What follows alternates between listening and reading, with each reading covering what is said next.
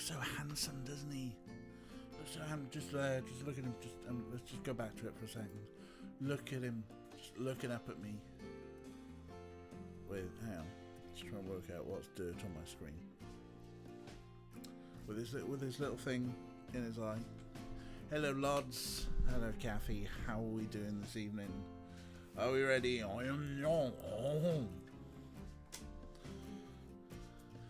I've been using OBS to style my hair. And look, it's all the way down to me tits. I'm definitely due a haircut. Or not. I'm not going to a hairdresser.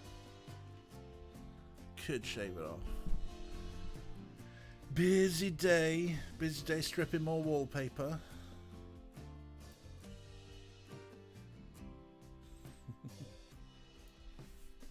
Wow, that's a long time to not go to a hairdresser. I mean, I assume that someone somewhere is trimming your hair, because otherwise it would be like down past your ankles and up someone else's back by now. Down to your nips. Yeah, I mean, pretty much mine's gone below me nips. It's gone to the pencil. Oh, painting today, huh? Hey Ray, how we doing? If I had the hairspray, hang on, I'm just going to take my cans off. I was thinking about earlier, and I was thinking if I had the hairspray, I could like actually do like a bull Nakano, and just sort of like get it all up. I need so much hairspray to do it. Oof. Look how much I've got. Look at it, it's ridiculous. Oh, I don't think I've ever had it this long before. In all the times I've grown my hair, I've usually given up beforehand.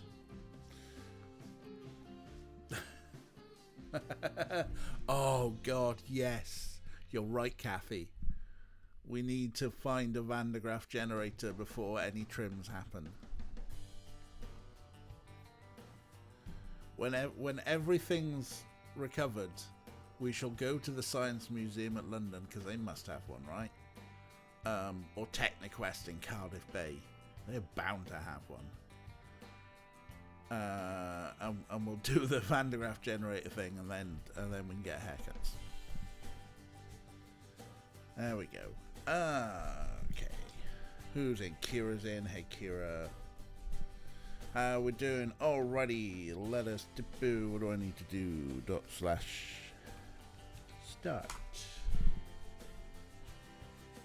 And just load up the ABC models. Watch as my PC slightly freezes.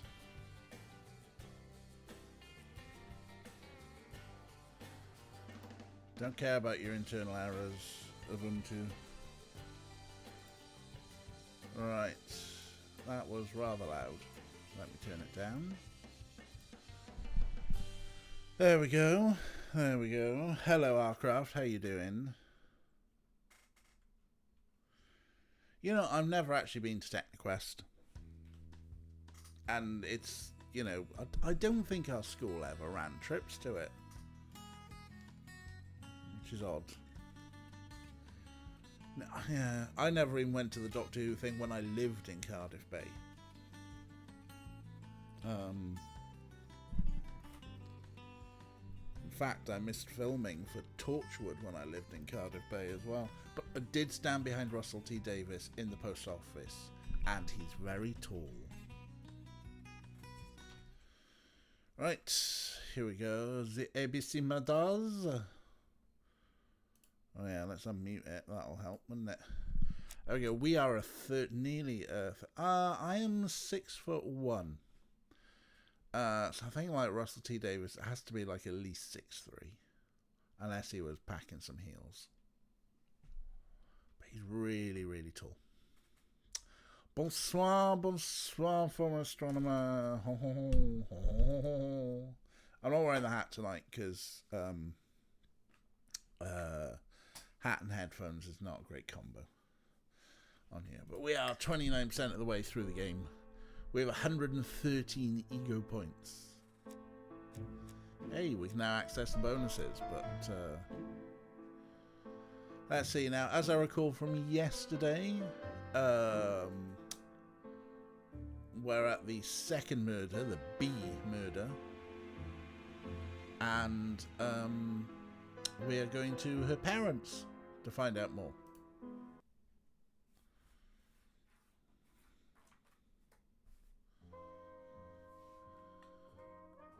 I've finished with this subject. I've finished. Right, here we go. We've got our notes. There we go. Betty's house, number 22 on the High Street. No, rude cafe lady did not bring hot chocolate and tea. Hi, Art. How you doing? Come along, Hastings, you prick.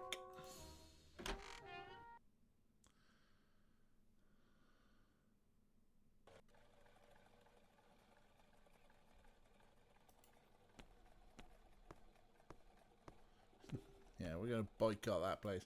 We're never going to the Ginger Cat restaurant ever again.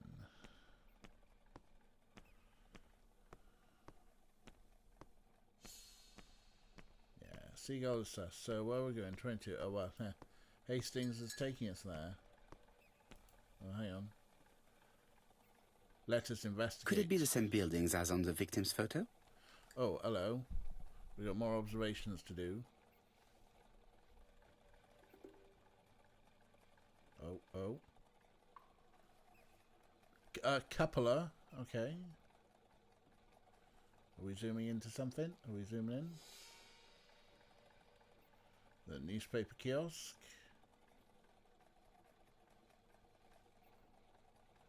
This is definitely where the photo I found in the hut was taken. Ah, there we go. We knew that anyway, because it was called the Ginger Cat. This is definitely where the photo I found in the hut was taken. Alright, chill out. See what Hastings is up to. Hastings appears to be ill at ease. He appeared to be relatively indifferent to Mrs. Asher's murder, but a young woman's murder seems to be troubling him greatly. I fear that this case is far from being solved. Come on, Poirot. You'll find the killer. Thanks, Certes. Hastings. But how many times will he kill before I do? At least 3, I reckon. ABC. We got ourselves an alphabet fiend. One day I will go to Amsterdam, and I will go to the cat rescue boat. You can just like visit a boat full of cats. We will of course have to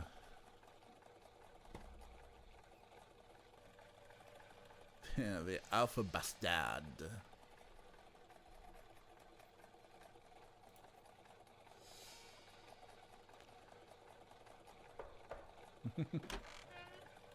How do you do, mademoiselle? My name is Hercule Poirot. I know you. You're that detective we hear all about. I do not know if that is a compliment, but I will take it as one for now. Fair enough. You are Betty's sister, I believe. Yes. My name is Megan. Can we come in? Please do.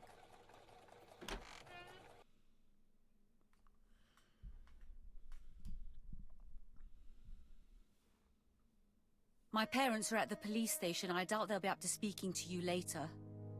Do not worry, we will not bother them. Did you know your sister's plans for yesterday evening? No. I arrived by train this morning. My parents called me in a panic when they discovered that Betty had disappeared. She went out last night, but she didn't tell them where she was going. What was your last conversation about? Her new dress. She wanted a pair of black stockings to go with it. Mother brought her a pair. The very day it happened. She was crying. And to think that Betty never even wore them. Poor Mummy.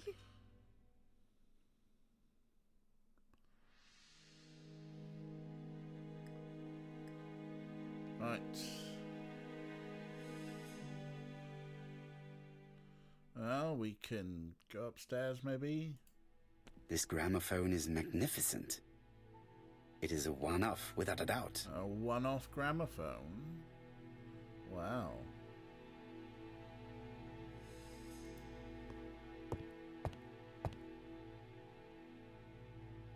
The Barnard appeared to make music a priority in their budget. A violin. A shabby thing. And They're a piano. always modest, but the Barnards are definitely music lovers. Mm-hmm.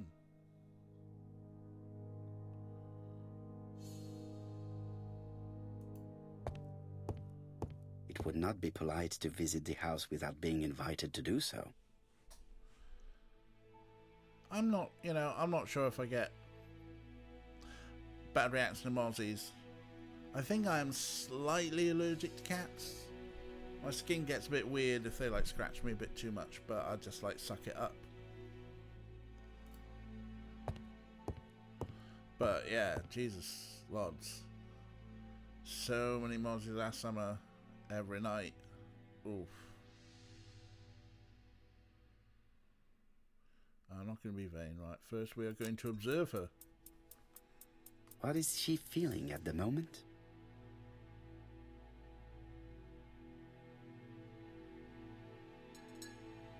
The photo frame. Dense end.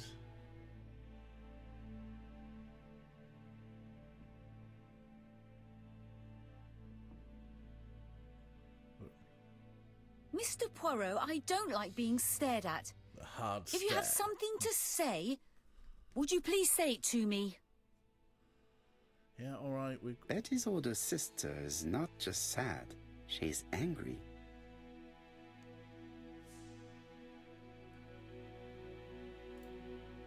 Let's now talk to her.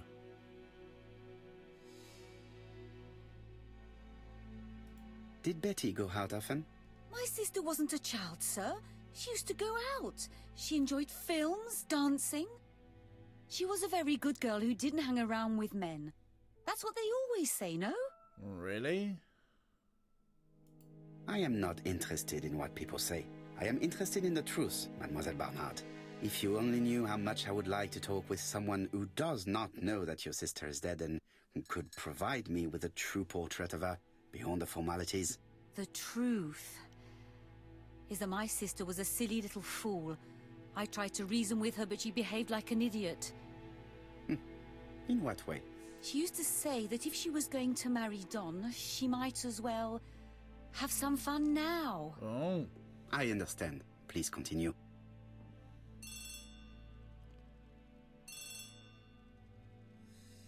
Oh, excuse me, I have to answer that. But of course. Betty's room is opposite the stairs on the first floor. Feel free to take a look if you think it might be useful. Ah, now we got permission. Excellent. Are her eyelashes on upside This down? young woman is far Check. too clever not to have anything else for us. Do you think she's hiding something? That is what I'm trying to find out. Surely you don't think she did it? I did not say anything of the sort. But young women always ruin your judgment, Hastings. Yeah, Who knows? Hastings. Maybe Megan was jealous of her attractive young sister. I see. Because She women may don't have had like her each sights other. on the inheritance. That's the Or trope, maybe isn't she it? was in love with Donald Fraser. We have to study all scenarios, even the most unlikely. But I doubt that Mr. and Mrs. Barnard are rich enough to justify murder. While I try and get Miss Barnard to talk, I would like you to try and find Donald Fraser. It should be easy to find the estate agents where he works. Bring him to the Ginger Cat. I would like to talk with him before the Chief Inspector finds him.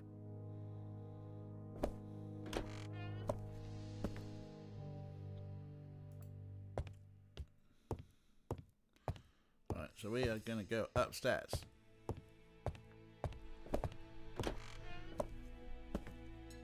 all the women in this really cross and badly acted by the same actor, I think, on this. Yeah, okay. These regional mosquitoes are weird, folks. It's going to be said.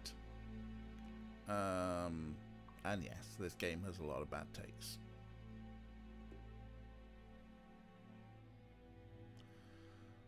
Oh, geez, lots. Large part of lots of and lakes and stagnant water. Yeah, that's probably why you get a lot of mossies. Alright, let's look around someone else's bedroom. I have not finished. Alright, yeah, okay. Looking at all the clothes she took out, Betty must have had a problem deciding what to wear. Maybe she had a date.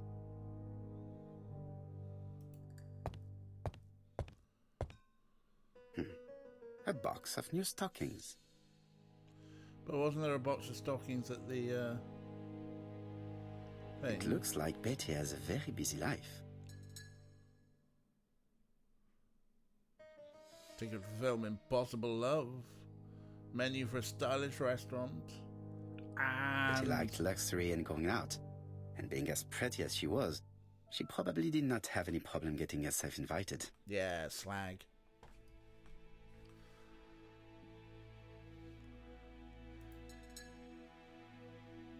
It looks like Betty was also a music lover, the same as her family. So she has a metronome, a microphone, and a homophone. Without a doubt, Betty used to sing. Sorry, yes, you're right. Hi, former astronomer. The term is socialite, not slack. I deserve a DJ for that.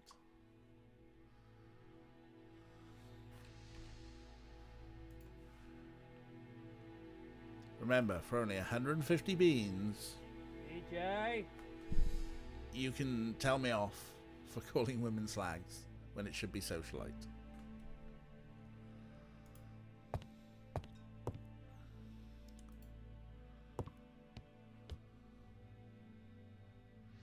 I Kira'd myself.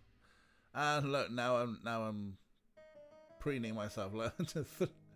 Like literally every time there's a mirror, I can preen myself and get ego points. Without a doubt, Betty used to sing.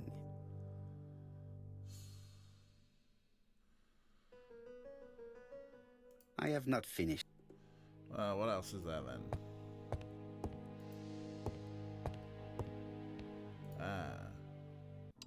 Something on this clock bothers me. Here we go. This metal disc is stuck. We've got another trick box, huh? Strange. A sheet of paper is blocked in the clock.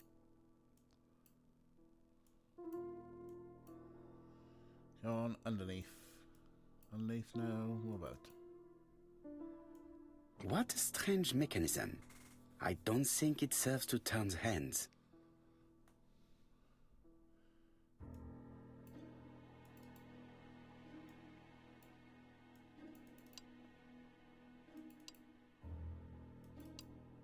Okay.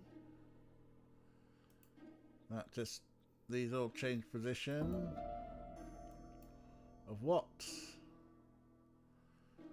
Put on the magic... Death Sauna puzzle. It is kind of close, isn't it?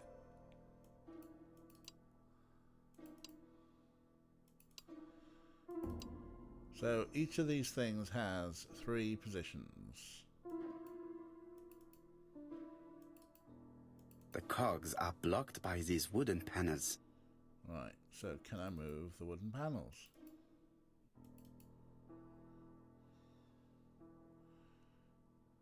Right.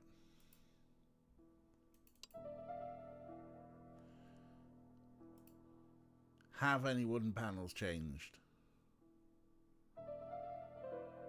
Pull the top left up first. The cogs are blocked by the... Yes, they are blocked by the wooden panels.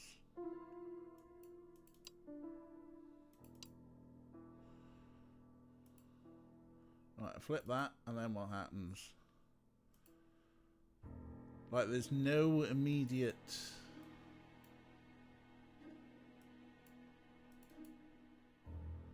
feedback from flipping these things.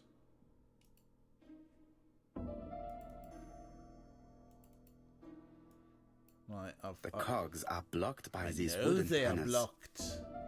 But what, like this, what is that doing? It's doing nothing, and I cannot seem to move the wooden blocks. That doesn't work. You're right.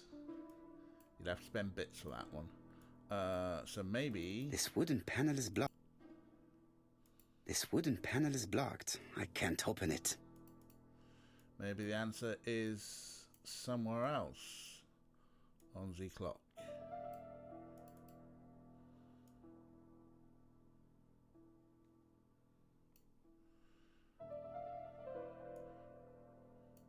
Okay, I can move it to midnight or back to then.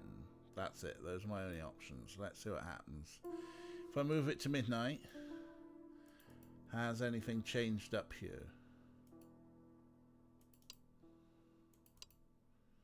This is a weird puzzle.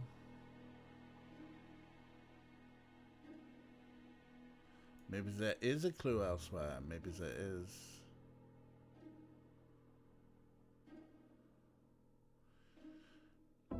Oh yes, I'm only allowed 5 for channel points. So the 5 for channel points are the fail, the victory, the admonishing of me, the curing, the what are you doing, and what's the 5th one? Oh, horny jail. And then there's a few other there for bits, which you don't have to spend bits on me.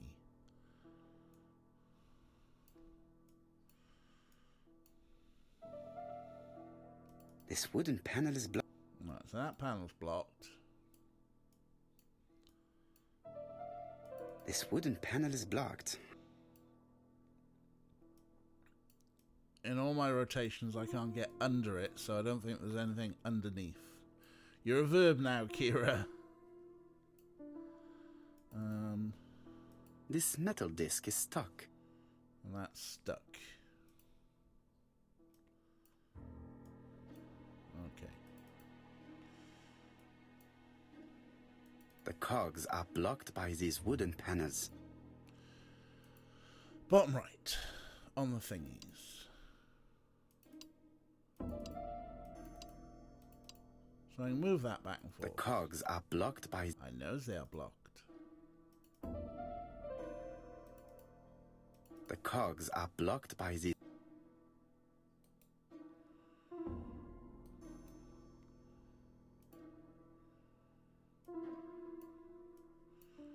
There's no click and drag in. Does the panel slide?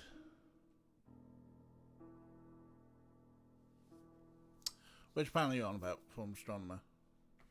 Right, because this... Most things here are responding to single clicks or double clicks. Like that.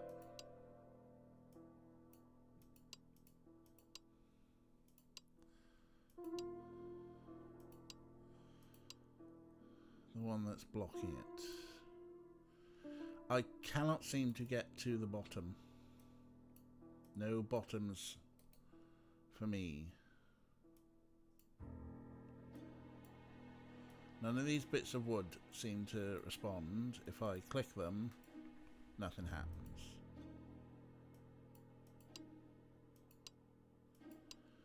I mean, I'm assuming that maybe those move the cogs?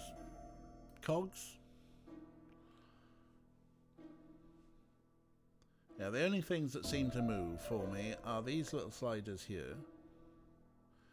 And... top. Yeah, set all the switches to the same position. That's something.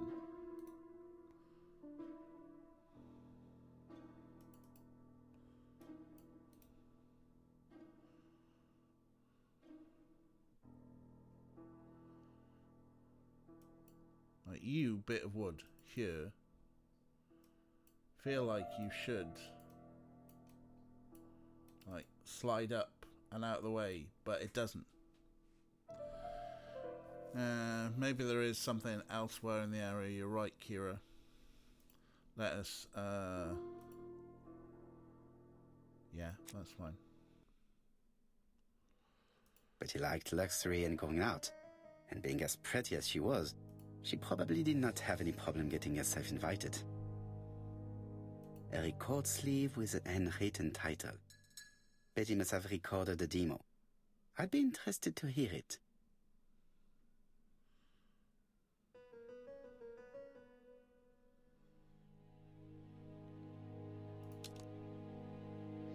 There was a thingy on the clock.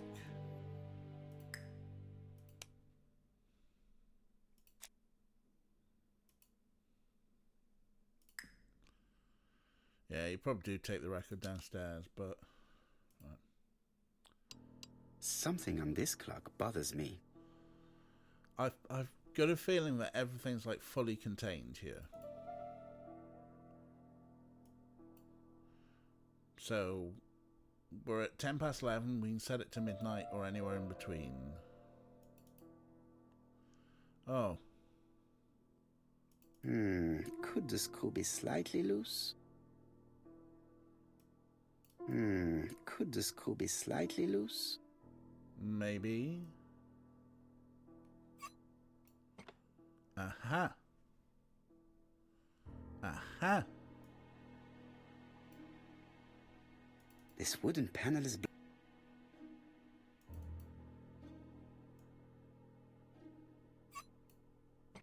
good. It should be possible to open the wooden panel. That was the thingy.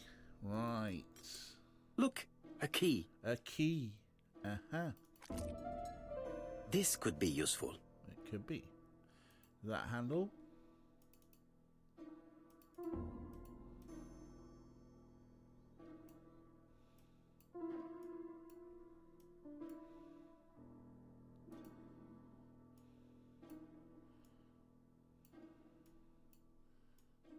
This decoration appears to... Alright, so we can't do the same thing for the other side then. This wooden panel is blocked. I can't open... But we have a key. We have a key which might actually... What a strange mechanism. I don't think it serves to turn the hands. No, but the key maybe...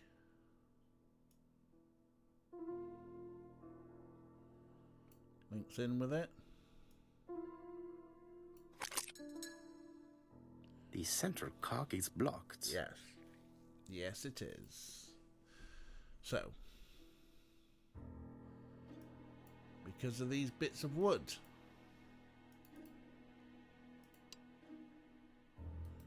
I mean, is it going to be just now we have to work out the appropriate position? The central cock is blocked. If you change the time to midnight, can you open the other panel? That's a very good question. There, that's better. Four-leaf clover, that's better apparently. Strange. A sheet of paper is blocked. This decoration appears... Hey, Timbo. This wooden panel is blocked. I can't open it.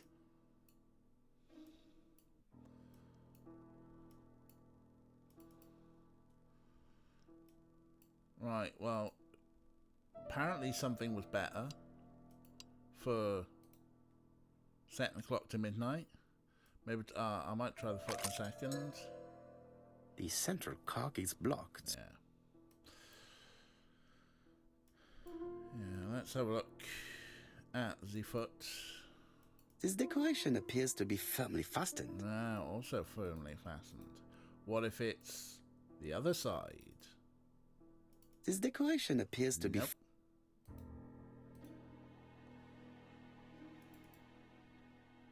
This decoration appears to be...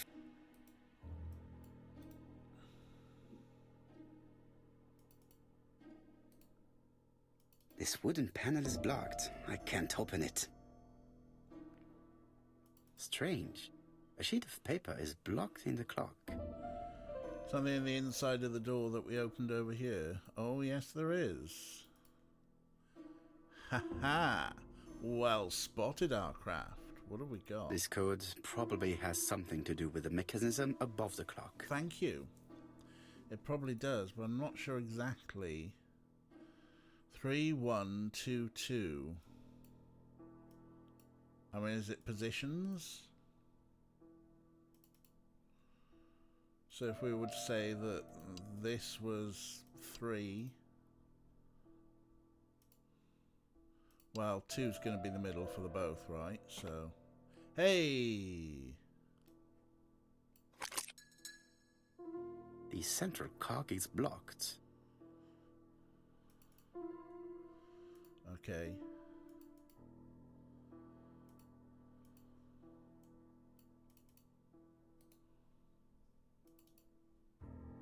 I definitely need an object to make this cog. No, the key does not fit this cog. No, so we got these bits right.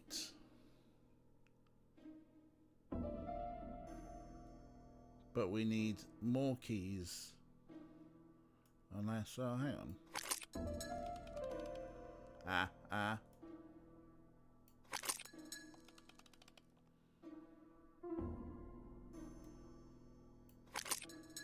Ah, something clicked on the front of the clock.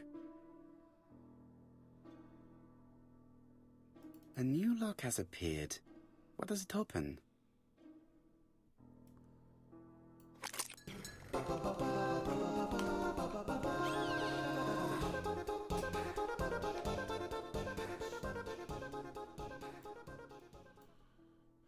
Hey, here we go. This could be useful.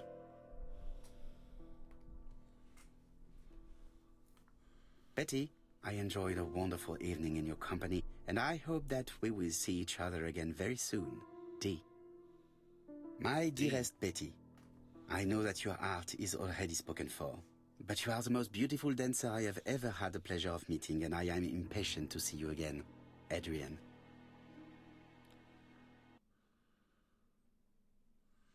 So we have D and Adrian. D probably Don, right? And I think a good religious girl like her. It's just insert set the clock to daylight savings.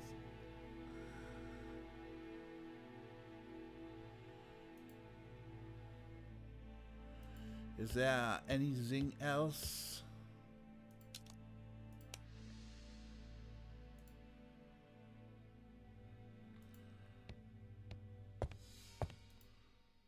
Probably not, but you know, let's just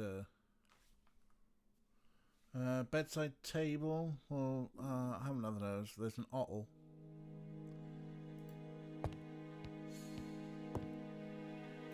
Aha! Otlet ear. This small key should be useful to me. Another key. I've finished with this subject. Yes, but what is... Medicine to prevent voice loss. Did Betty have problems with her voice? The medicines? Who else had expensive medicines?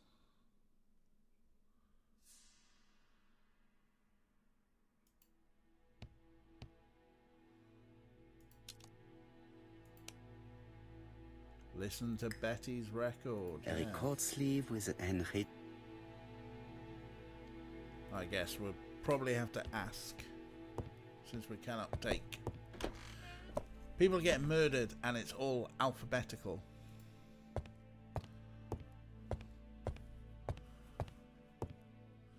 He is a alphabet fiend.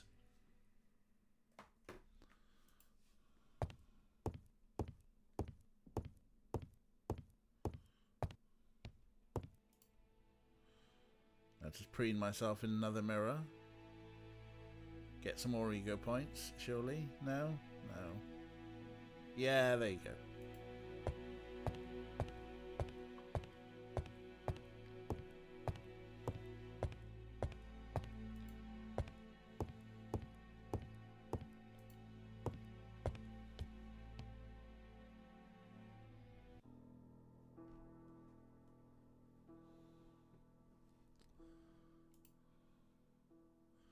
Wow. We have a key. Probably fits Let a us lot. see. What is this cupboard hiding?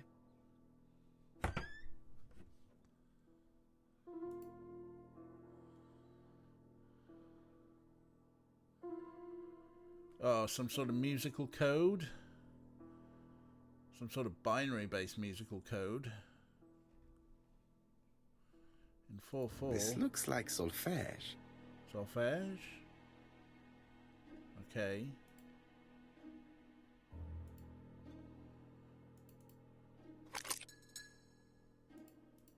Can we not take that?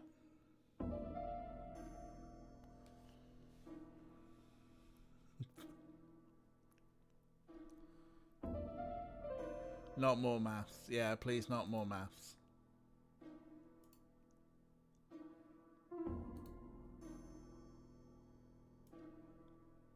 That doesn't work.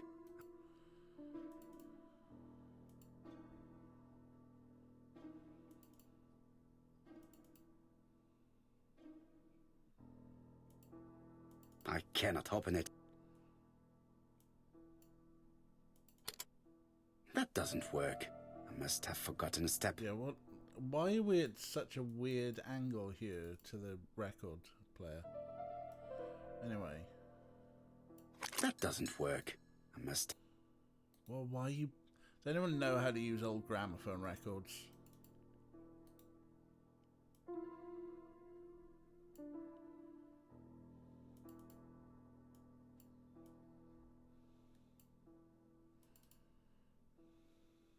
It looks like something goes in here.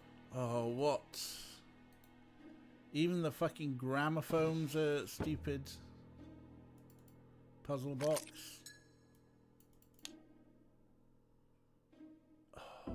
There is bound to be a clue somewhere. Yes, there is a clue somewhere, isn't there? Hold on. There is bound to be a clue somewhere. This game loves a puzzle box, huh? Okay, so... What changes? These change. Yeah, we're gonna do more maths. Everything's a puzzle, DJ. Right, so the answer is 4. If the answer is 4 and there's 3 things, then it's 1 plus 1 plus 2. There is bound to be a clue. Yeah.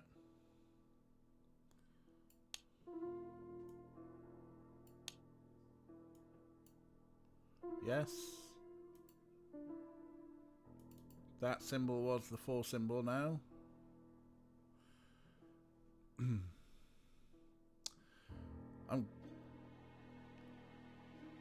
What? I am.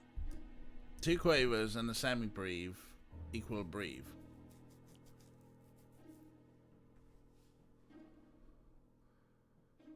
What? What?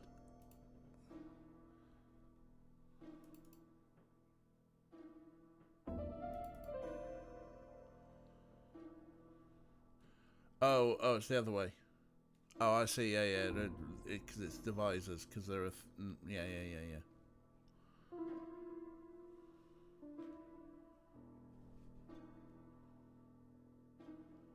So 2 of them plus 1 of them equals 1 of them. I gotcha.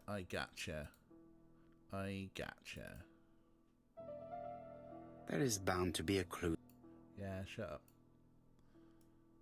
Or we just go the other way.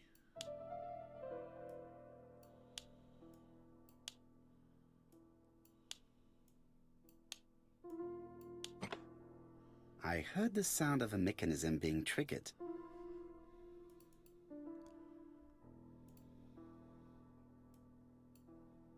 Down here. You... Oh.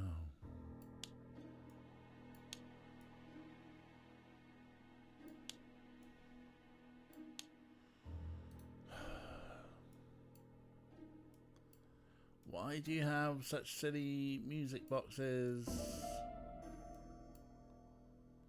Anyway, we got a crank for you. It looks like something goes in here.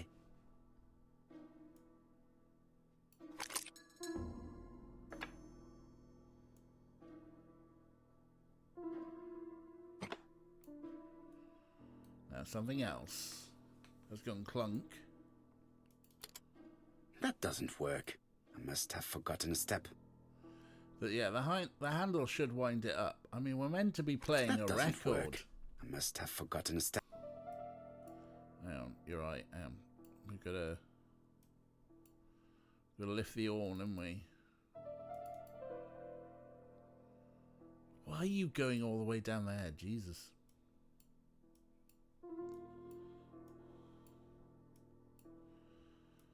What else is going click? Well, there's this door. I cannot open it. That doesn't work. I must have forgotten this step. What have we forgotten? Right, we've done the thing here. Have we? Have we done everything here?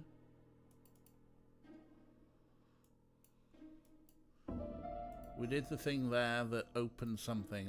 This, presumably.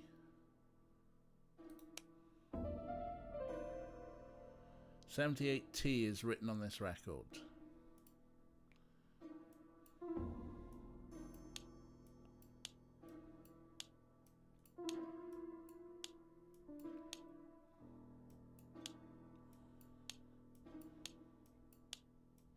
I just have to put the record on the gramophone and start it. Seriously, this is... No wonder people went with CDs. That doesn't work. Okay. Now, flip a switch. Aha! Now I can put the record on the gramophone? Yes! Now I... Don't go down there. Now I wind up the gramophone. It's been wound up.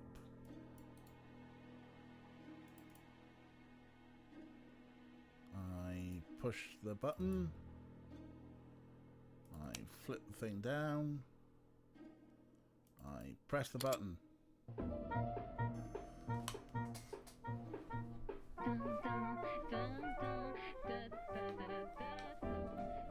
Oh, Donald. We're in the middle of recording. Sorry, Betty, but it's not wise. The doctor said you should rest your voice. The worst Scottish You're accent ever. such a killjoy sometimes.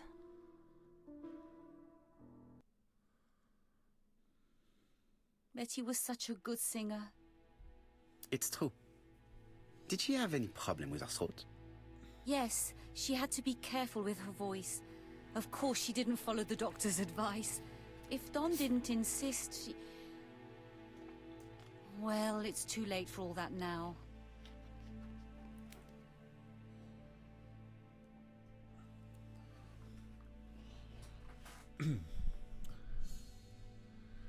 That is the worst Scotch accent, worse than Cockney and Mary Poppins. You're absolutely right. And yes, I would have murdered someone if that's a, oh yeah, put a record on, DJ. It's like, alright. Fucking puzzle box. Family photos and files.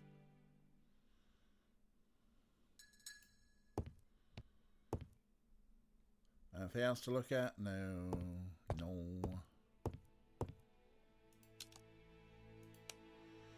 Continue questioning Megan. Yes, we will now. I presume she's sat here. It looks like this woman is single, but she has feelings for someone. Betty and Donald. Eyes brimming with tears. No She's wedding looking ring. so intensely at this photo. But is it really a sister that she's studying in this manner? Megan fancies Donald. Megan fancies Donald.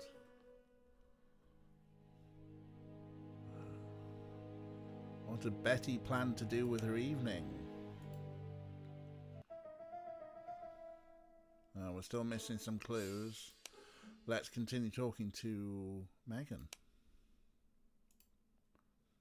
They made the perfect couple, am I correct? Yes, in a way. She was pretty and he... Well? He's a bright man, with a promising career ahead of him. He would have made Betty a good husband. He was always attentive and generous. Oh, a true gentleman. I hear a note of envy in your voice. You must have heard wrong.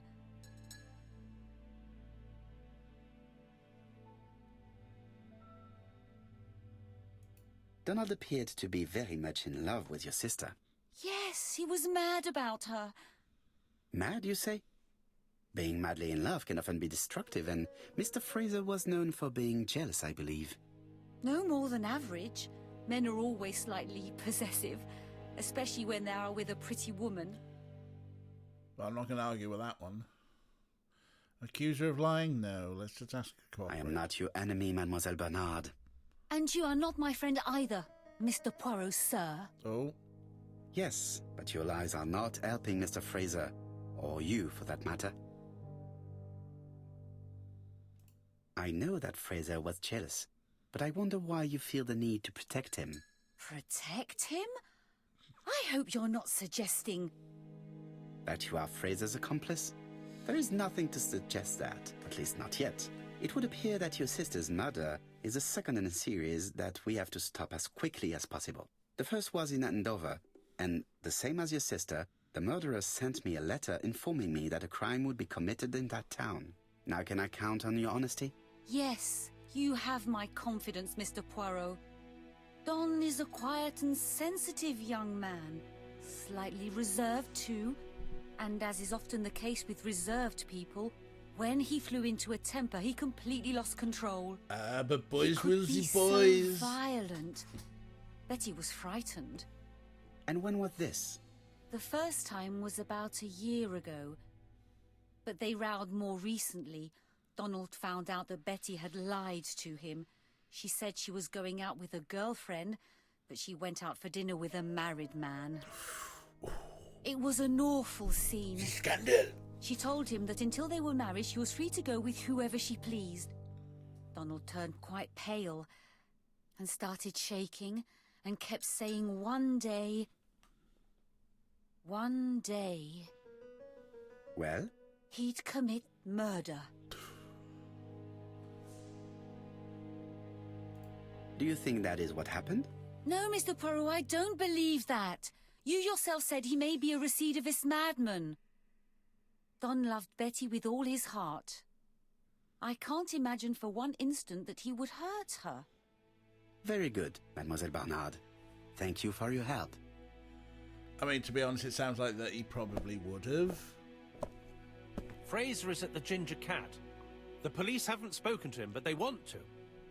Très bien, Hastings. Let's see him now. Au revoir, mademoiselle. My deepest condolences to your parents. Of course, Mr. Poirot. And don't be too hard on Don. He's more fragile than he looks. If you say so. Oh, the murderer, he wouldn't harm a fly. Let's now try and get our brain cells to work. Right, what did Betty plan to do with her evening? Sure. Sure, he had history of violence and Linley threatened to commit murder, but he will never hurt her. Oh, the man is innocent, he is misunderstood. Boys will be boys, no?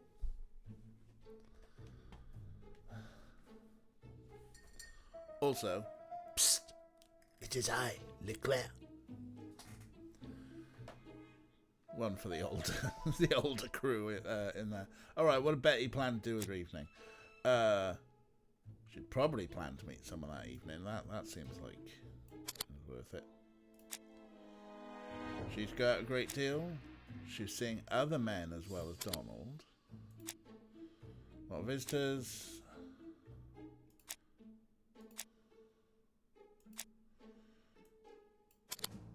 No, not that.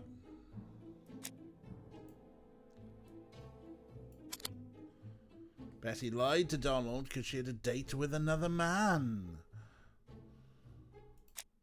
Did Betty know her assailant? Well, no. Betty used to go out a great deal? No.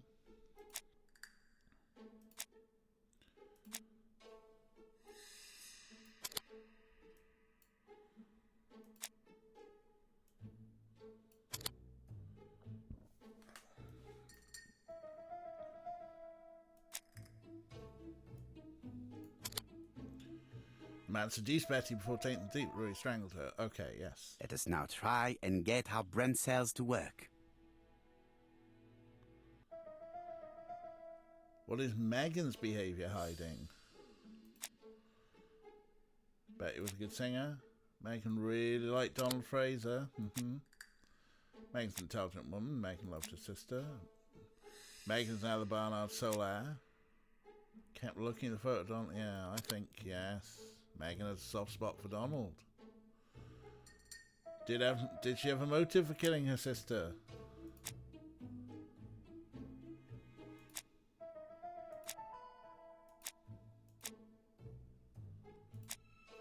I think this.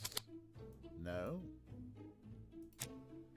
Betty was seeing other men. Megan was jealous of Betty.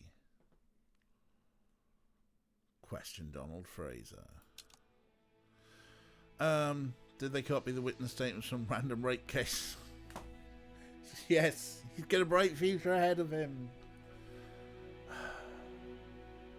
Yeah, half crew are too young or not too British for that one. Yeah, you're right. You are right. I think that one is just you and me, former astronomer. Maybe Kathy, I'm not sure.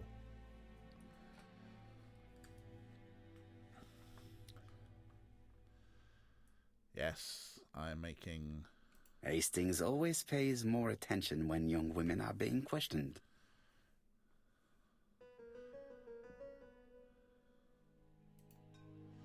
Alright, let's go and talk to the fiancé.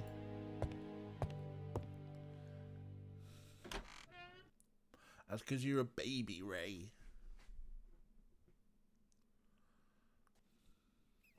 You've seen Fraser, Hastings. What is your feeling? He's a big chap. Fragile isn't exactly the word that springs to mind. I talked to his landlady before seeing him. She went to bed at 11. Fraser wasn't home yet. Bien. Megan Barnard said he is a reserved character but with a nasty temper. We will see if this is the case. Let's press his buttons.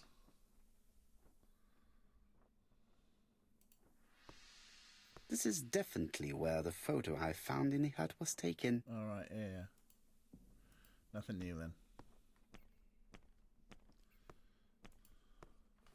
Oh, once again for Ray. Psst, it is I, Leclerc.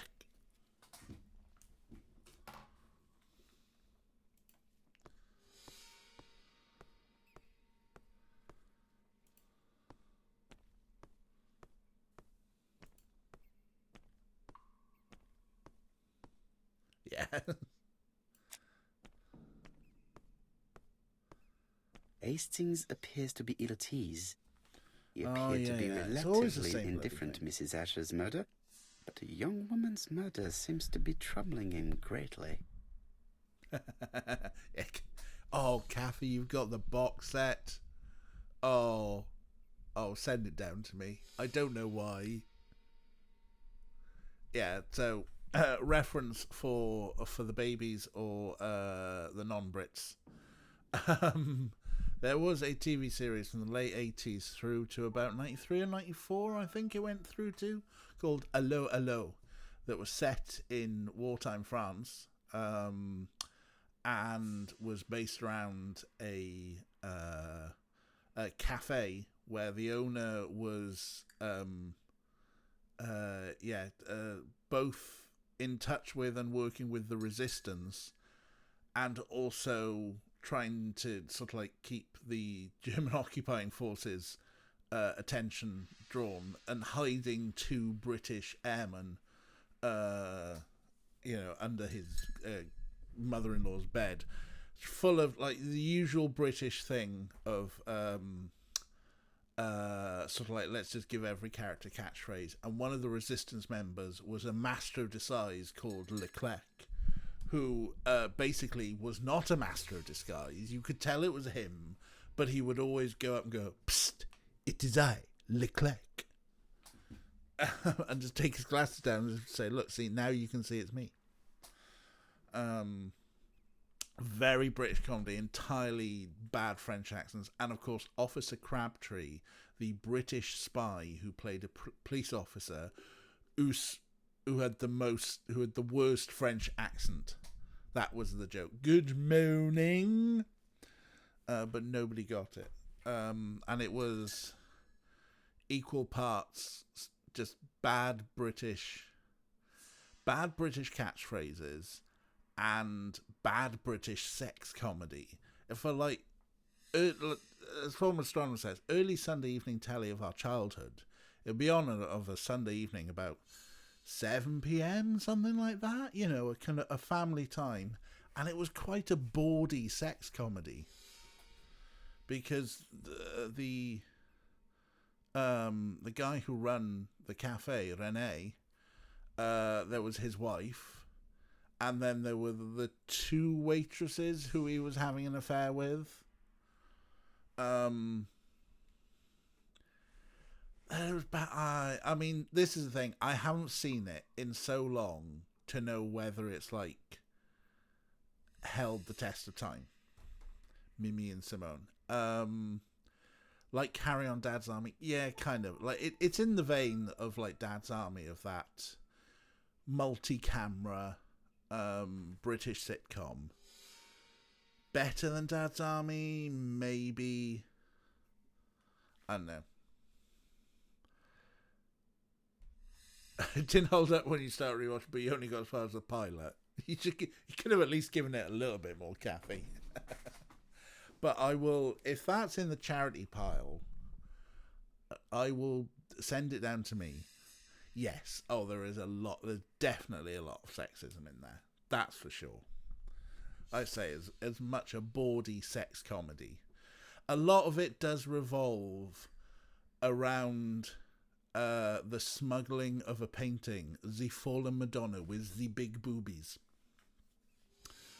That's it, Michelle.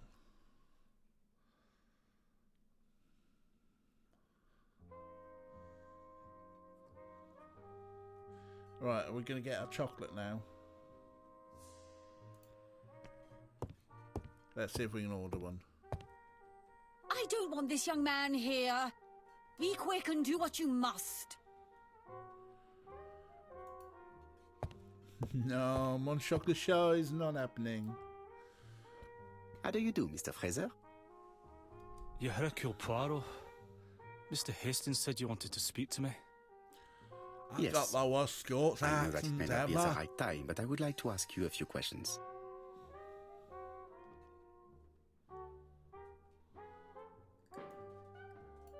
First, let us observe him. This man looks suspicious. He is suspicious. Let's have a look at his dark circles.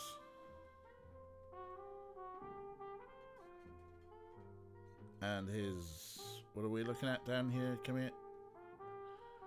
The White Horse whiskey, huh? He's drinking the whiskey. Donald Fraser is in a terrible state, as if he hadn't slept all night. Oh. And he's drinking White Horse. Leave me alone. Nope. Tell me that it's a mistake. That Betty isn't dead. Sadly, your lady friend has been murdered, Mr. Fraser. Oh, Betty, if only you'd listened.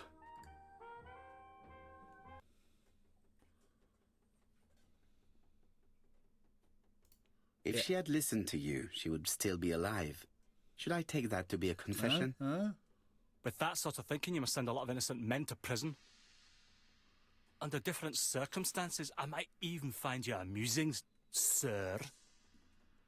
It's no time for amusement, Mr. Fraser. It is time to find your fiance's killer. Did you know what her plans were for the evening? She said she was having dinner with her sister. And you believed her? And why not, sir?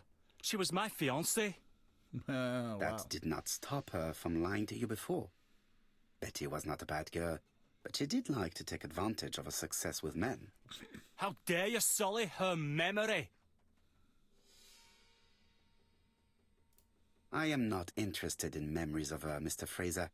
I am looking for a killer, and I need you to be my closest ally. That is, unless you have something to hide. Of course I don't. Très bien. So, what were we saying? Where were you yesterday evening? I looked everywhere for her, but in vain. When she said she was going to have dinner with her sister on a weekday, I thought it was strange.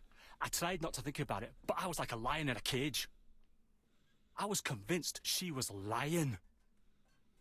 So I went round all the restaurants in the town. When I didn't find her, I went to the next town. But nothing. I must have got home about midnight or 1 o'clock. Did anybody see you? I don't think so. I didn't talk to anybody. I was so furious.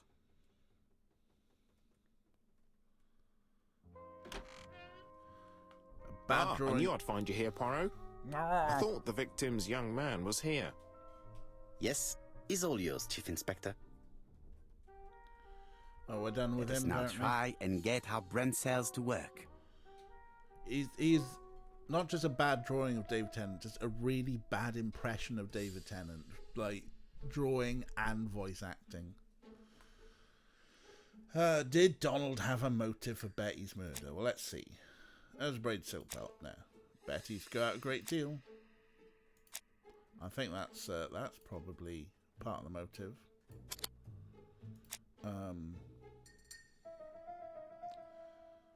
I mean, the two murders were premeditated, care about the same murderer, but Donald does not have an alibi. Was very much in love with Betty. Donald was a violent man. Hey, Donald had motive, jealousy. Does Donald have an alibi? He does not.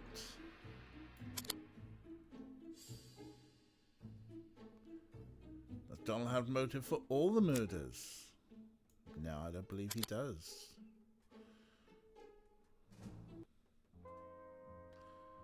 Yeah, what the whiskey's the same.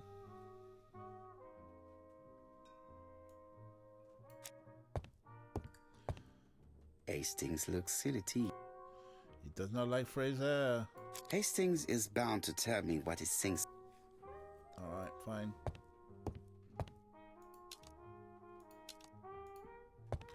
I think we've observed these tables before, haven't we? This is a well-laid tale. We are going back to the scene of the crime.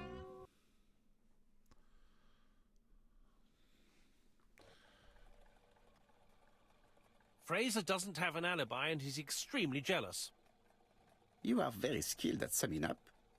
What we And already yet you knew. haven't asked Jap to arrest him. It is too soon. But I agree, without the letters announcing the crimes, Fraser would already be behind bars. Bon, I think we have enough elements. Let's reconstruct the events at the scene of the crime. I can't imagine how the murderer wasn't seen, though. Surely she must have struggled. Let us try and imagine the scene.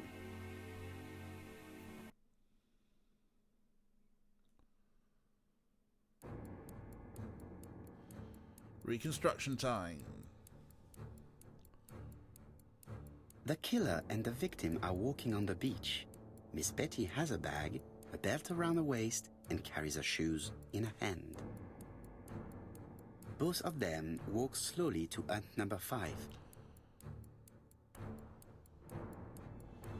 It's hut number 6. Both of them walk slowly to hut number 6.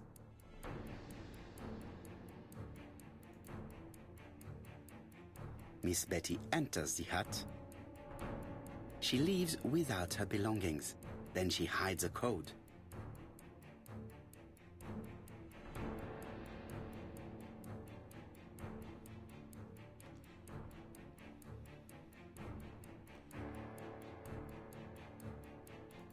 They keep walking. Then she removes her belt. Why did she remove it? The murderer moves behind her and then attacks her by surprise. But, yeah. The body falls, lifeless, on the sand. Everything appears to match the crime scene, mon cher Hastings. That is exactly what happened. That's a bit of a leap. Yeah, it's like how... Oh, just... Hang on. Let me just... Oh.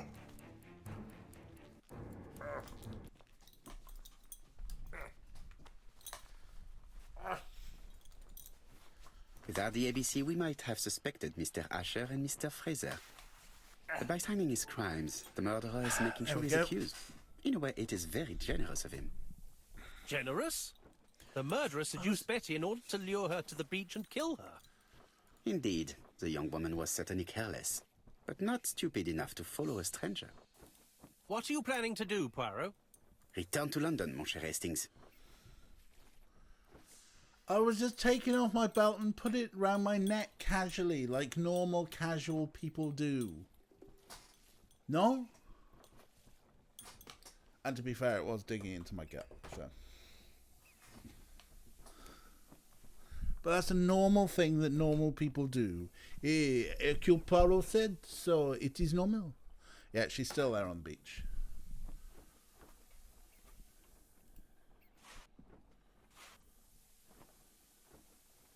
Oh yeah, we spotted everything here. Oh.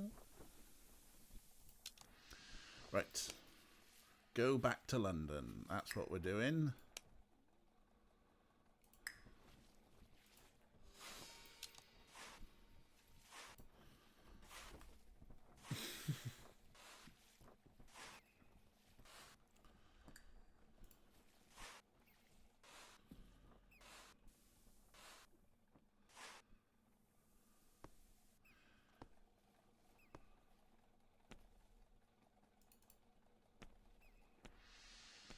God, I wish he walked a bit faster. What are you doing?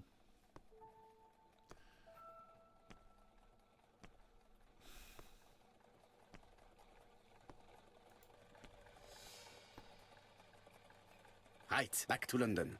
There is nothing more for us to do here. I'm sure. Right, back to London. There is nothing more for us to do here.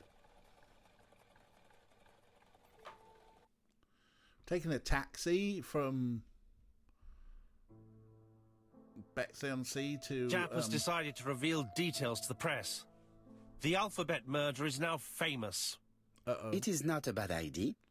The more people who know, the greater our chances of finding out something of interest. Poirot, I have a bad feeling.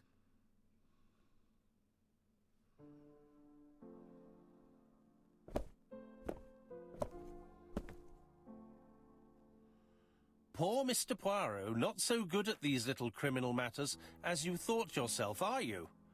Rather past your prime, perhaps. Let us see if you can do any better this time. This time, it's an easy one. Churston on the 30th. Do try and do something about it. It's a bit dull having it all my own way, you know. Good hunting. Ever yours, ABC. It's always rather fascinating. Good hunting. Did you hear that, Poirot? The murderer seems to be taking it all as a game, a challenge. He will strike on 30th in Churston. We must warn Scotland Yard. Sacre bleu. By the way, Hastings, what day is it? Well, looking at the calendar, it's the 30th. No time to lose. We must prepare our suitcases for Churston. Mon Dieu, it is already 10 o'clock. I will call Scotland Yard immediately. Mon Dieu. Pyramid. We got a trophy pyramidal moustache? What was that for? Miss Hastings tore the envelope.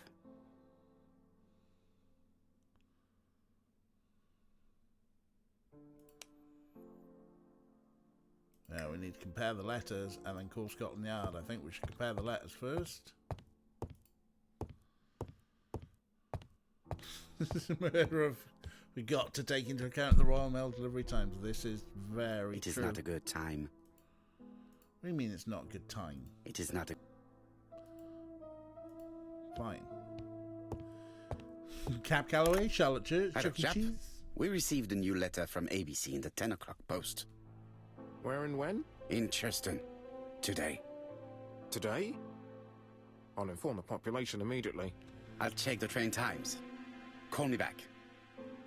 Oh, Chucky, Chucky, Chucky. oh, Chucky. Oh, yeah, that's it. We just have a... It is not a good time. What do you mean it's not a good time?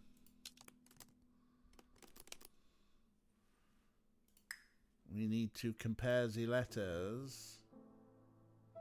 Pour Mr. Poirot.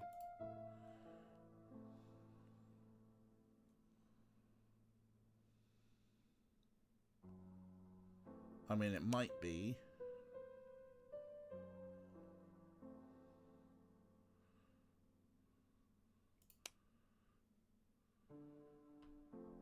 Oh, that's why it took its time.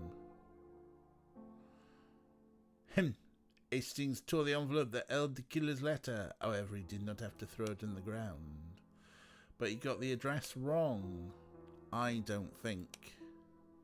Yeah, that game's going to haunt us, huh? Pour Mr. Poirot. Right.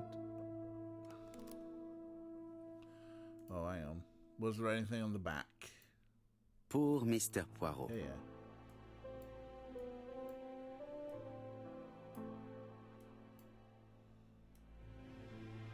Nope. Hastings is the murderer. Confirmed. Can we do It the is not a thing? good- Why do you say it's not a good time? Ah, some cool hair.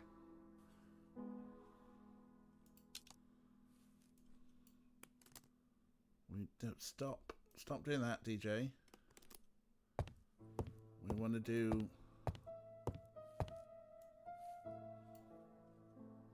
Nope. Fine, let's read the paper. Daily Flicker, July 30, 1935. Flick. ABC affair, no progress. The alphabet murderer is still on the run. Ever since the police found the connection between the Bexhill and Andover affairs, the inquiry has barely progressed. In this issue, we are publishing provocative letters sent by the killer to Hercule Poirot. Unfortunately, they have not yet helped to find him. That seems like a bit much, doesn't it? Daily Flicker, July the 26th, 1935. The Bexhill Horror. Young maid strangled on the beach. Killer struck at midnight.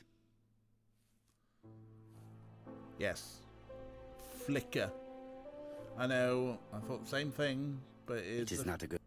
Why isn't it a good time, Hercule?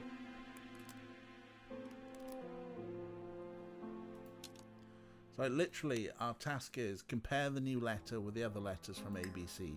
Well, the other letters from ABC are here.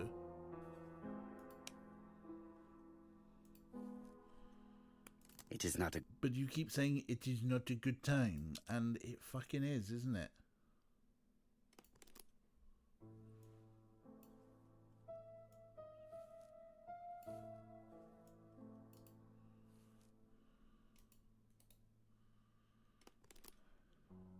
Right, I mean, as we look at it ourselves... Poor Mr. Poirot. Not so good at these little criminal matters as you thought yourself, are you? Yeah, the W's, maybe it is. The problem is, right, if I can sit down, but all I do is just sit down and go, and then get up again. I do not understand. Where are you walking to? Jesus, Hercule. Alright, let's talk to Hastings. Hastings, what you are doing is an absolute disaster. That is no way to pack suitcases. Heavens, we must hurry. We have to get to Churston before the murder. Hastings' order and method are always necessary, regardless of the circumstances. Okay. I'll let you pack them. Uh-oh. Tessellation game. Or the same. It really is a disgrace to leave your belongings in such a mess. No, no, just observation thing. What do we got? Unprotected bottles. Badly closed toothpaste. Badly folded pajamas. Bath towel. Odd socks. Voila. It only took a minute. Poirot, you were right. I've just consulted the ABC guide. There's no hurry. The next train doesn't leave till 11:45. There we go. You see, there is no need to hurry. We will not be in Churston until tomorrow morning. After the murder. But why has the murderer warned us so late? It's not what he usually does. Did he do it on purpose? Very good question, Hastings. We should also compare the letter we have just received with the other two. Although I have very little doubt about what we will find.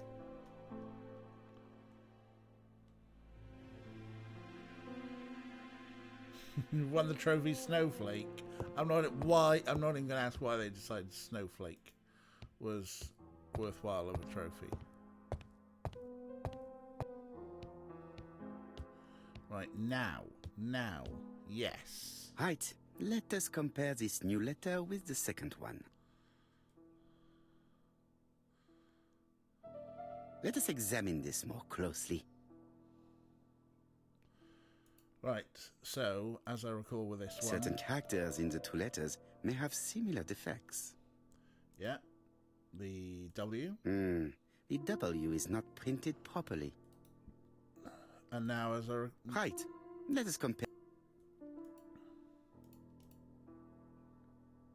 Of course, the W characters in the two letters do indeed have the same defects. Yeah, they do have the same I have to find some others. Yeah. The I is weird. Yes, this I is weird. Right, let us compare this. Yes.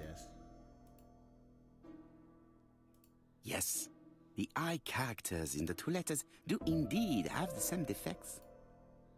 I have to find some... The wonky A.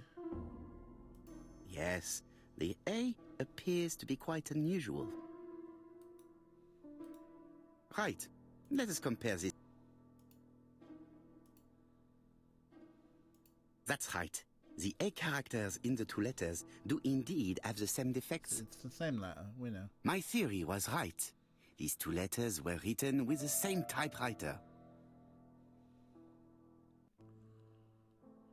Let us now try and get our brain cells to work. Brain cells. Here we go. Why does the murderer warn us so late?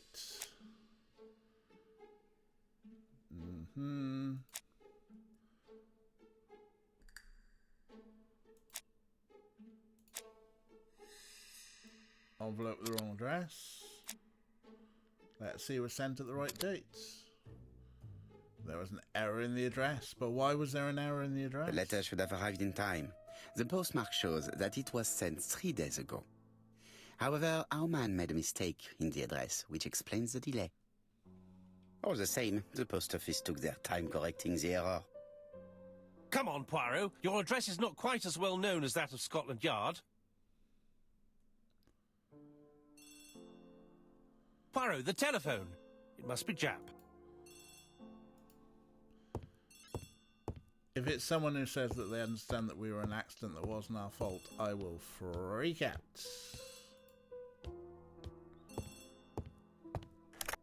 I have some news from Churchton.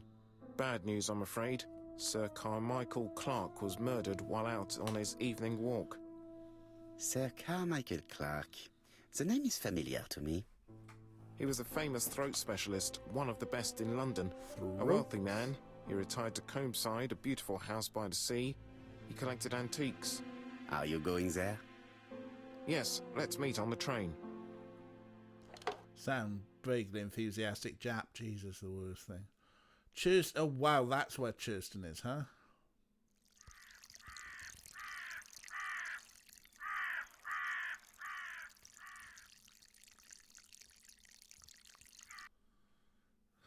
The house is on the market now. Yeah, this Arcraft, I'm thinking the same thing. 2 letters fine, not the third. The victim is called Sir Carmichael Clark, one of the best throat specialists in London. The body was still warm when we found it. If we'd been warned earlier, we definitely could have saved him. It appears that the murderer made a mistake when he wrote his letter. A mistake? Lucky for him. And what if he did it on purpose? No. He's defined his madcap rules and he's sticking to them. It's a matter of pride for him. Shall we go up to the house, Poirot? You go, my friends. I will come soon.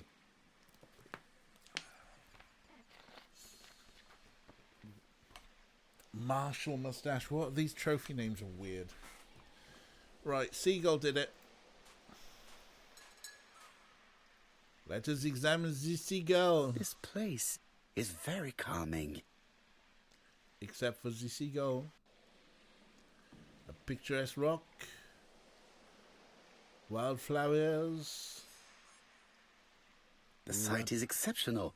It is easy to imagine that Sir Carmichael used to enjoy stopping here every evening. Yeah, former astronomer maybe. He didn't want the letter to arrive in time. So how can you get away with your murders if the letter arrives on time? Jap has emptied the victim's pockets and has laid out their contents on this piece of wax cloth.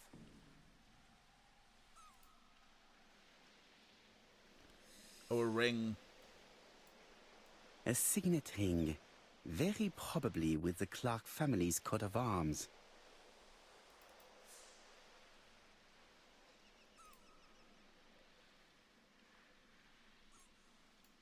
It is pointless. They're house keys. They probably have a point.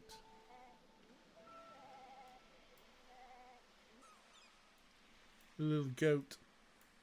An oriental dragon. It's an old piece, much older than the pocket watch on which it was fastened.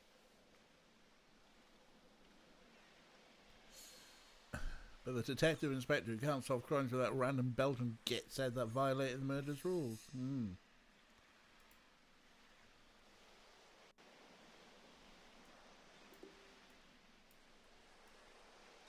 Nothing appears to be missing from this wallet. Well, there's some American dollars in there, though. Now let us examine the body.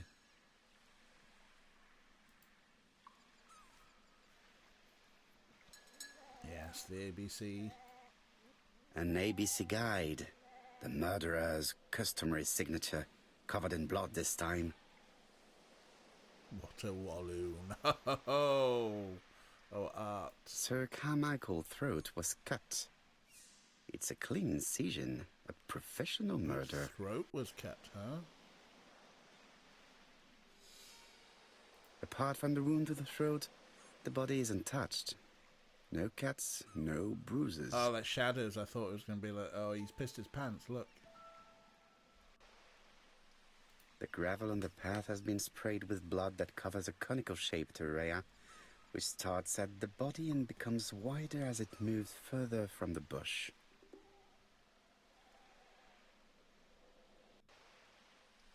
Just a huge crotch shadow. So yeah, we got a throat cut and a throat specialist, a strangled singer, and the tobacconist was bonked on the back of the head.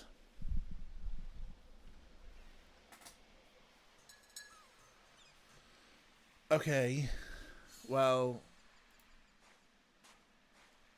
former astronomer, you can keep that one a secret for a little bit. Examine the crime scene. What else from the crime scene have we not examined? What is this bush? The body is just in front of a bush. One of the only bushes in the surrounding area. Aside from those ones.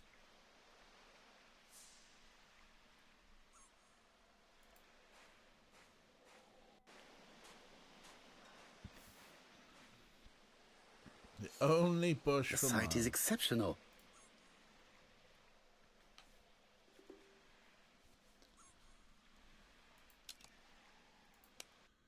Have we examined the crime scene? No, but we have got notes.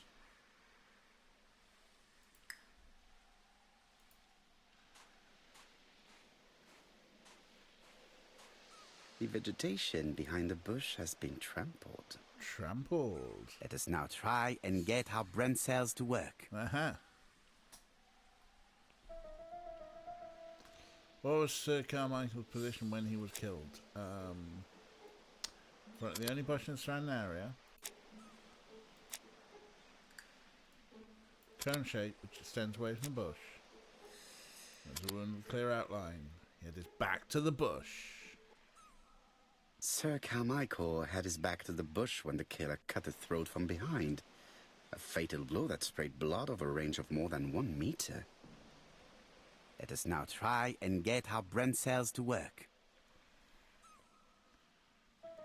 Did he see his murderer? Well, he had his back to the bush. He had only 1 wound. Tramp grass behind the bush. No, he did not see his murderer, so we can't ask his ghost.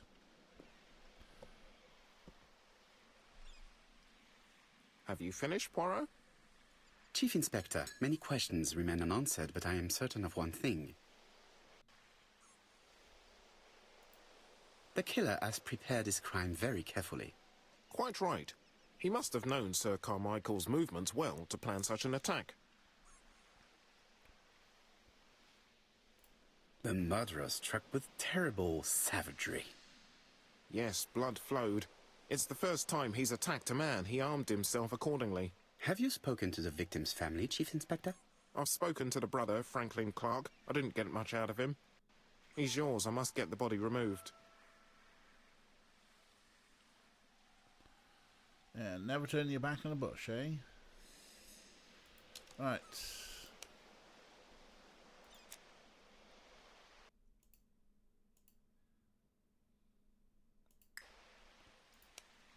Question the victim's brother.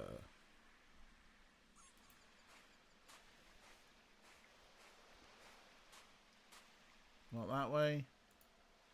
That way then.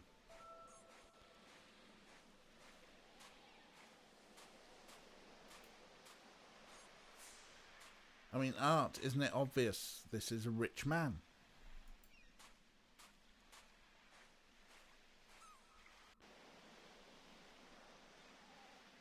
Why does it keep... Can I climb a tree?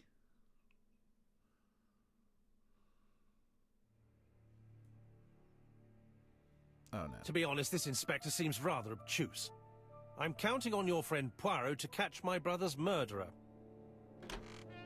Ah, here he is now. Please, Mr. Poirot.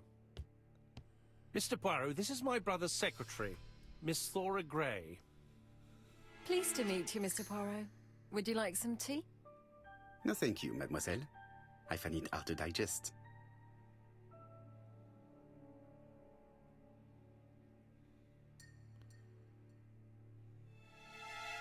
Music has got rather tense. Hastings does not like very hot tea.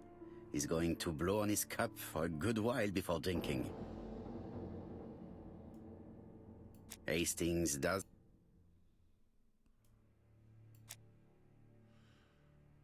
There is something elegant about her. An old brooch.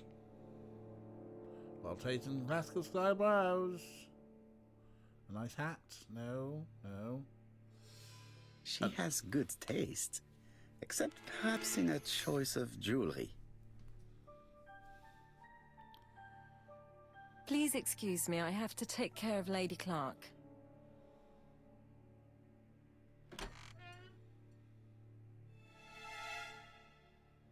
Hastings. Yes, Hastings does not like the tea. It is a once-in-a-lifetime opportunity to question him. My brother's wife is gravely ill. You will probably want to question her, but I fear that it won't be possible today. She has good taste, except for the bits where she doesn't. Of course, I understand. Someone set a trap for your brother. Who was familiar with his habits? Everybody knew he took his evening walk at 8:30, and that he always followed the same path. And did people of the village know Sir Carmichael's habits? I don't know. It's possible. What were you doing last night? After dinner, I went to my bedroom. At 11 in the evening, the telephone rang. It was the police. I went to look for my brother.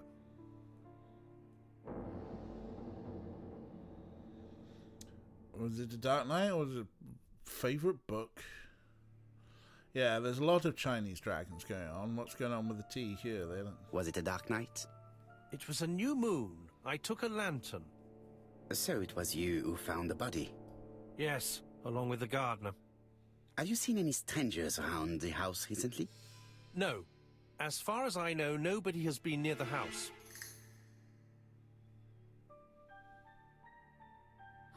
Miss Clark. Oh, Lady Clark must have fallen from her chair. I have to help Miss Grey get her up.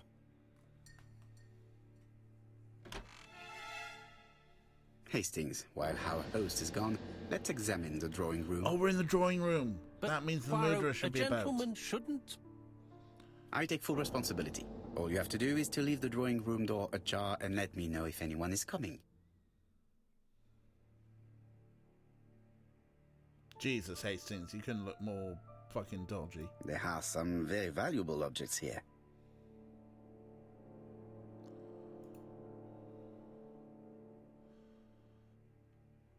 Facsimile, traditional Chinese map. Traditional Chinese map. Facsimile. South is on the top of the map. You poop by Snoop.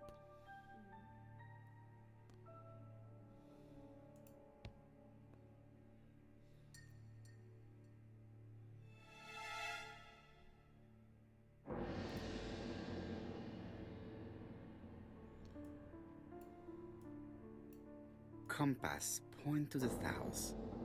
Bronze and magnetite, Han Dynasty, circa 210 BC, purchased in Hong Kong 1935.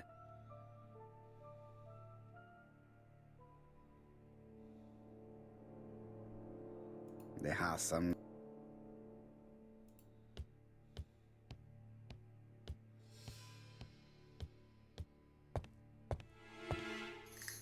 Fonse.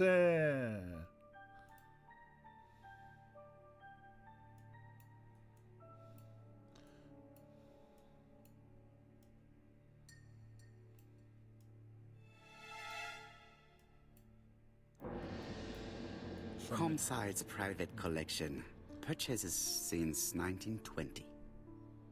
The catalogue for Sir Carmichael Clark's collection. Ah, yes. Colonialism. A tiger.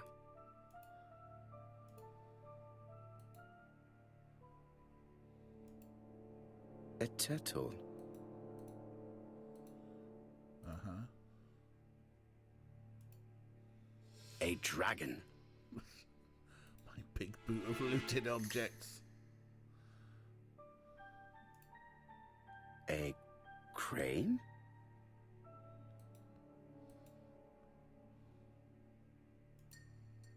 It is an emperor. His place at the center of the table is probably symbolic. My big boot of looted objects. Dragon, dragon, dragon. Sir Carmichael showed himself to be very consistent in his collection's theme. Yeah, he stole a lot of Chinese shit. Right, what else we got? I'm not going to leave now. Oh yeah, no, don't leave. Examine more things down this side of the room. Ah, yes.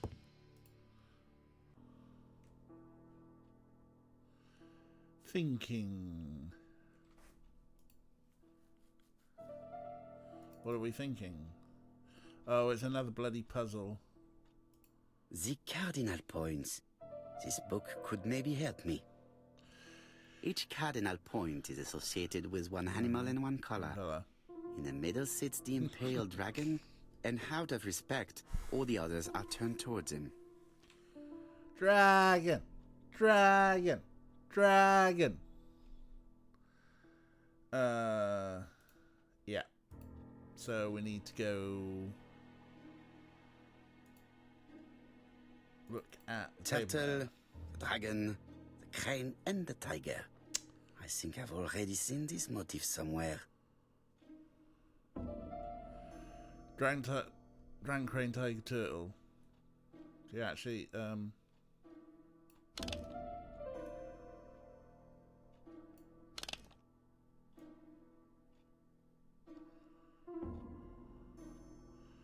on the colors.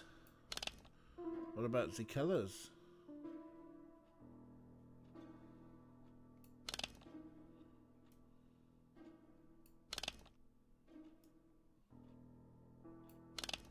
Right, hang on, we need to...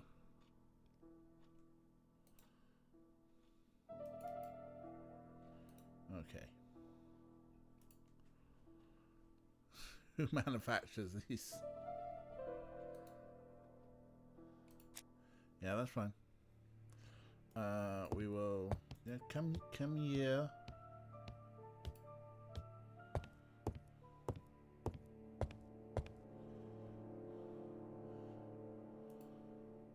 A dragon. So dragon was south.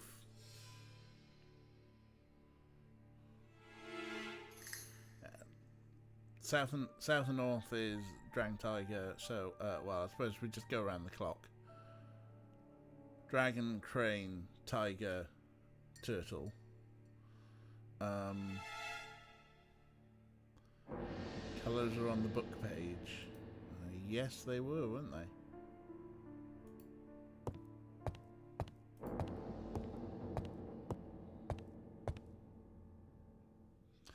So dragon, crane, tiger, turtle. Yeah. Turtle, the dragon, the crane, and the tiger. I think I've already seen this motif somewhere. Yeah. So where's the dragon?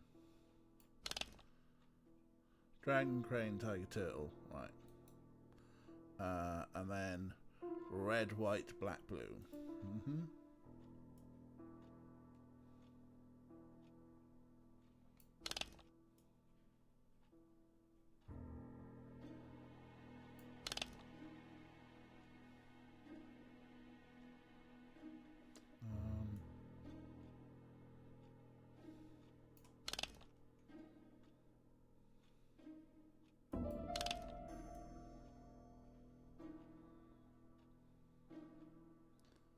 These all going to be like locked in so that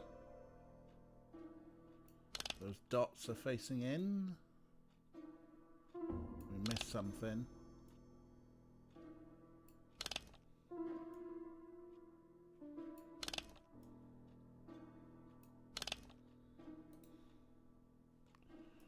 The cardinal points. This book could maybe help me. The others are turned towards him. Each cardinal point. Says out of respect, the others turn towards him. Yep. Yep.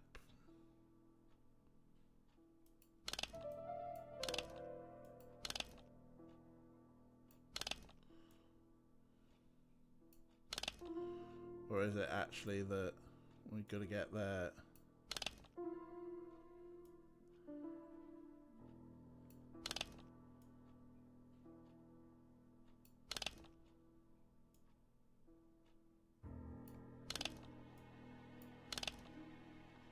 The head's in the right position. No, yes, no. The middle cog just turns them.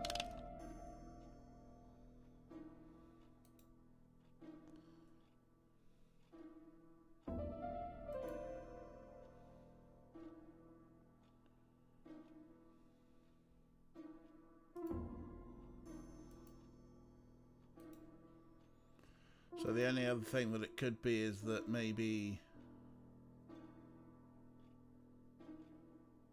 the table's the wrong way around.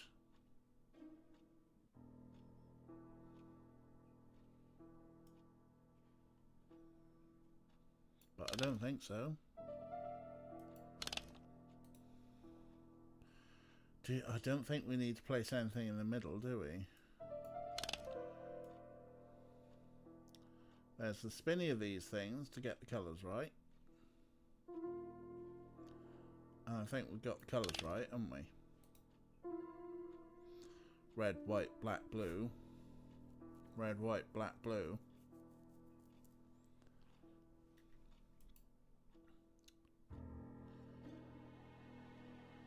Out of respect, all the others are turned towards him, so whether it means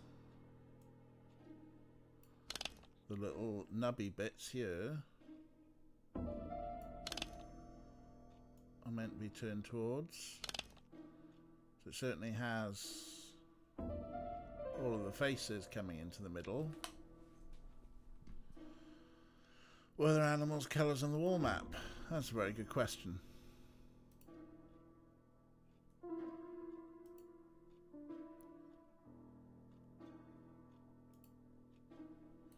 Everything takes us back here, so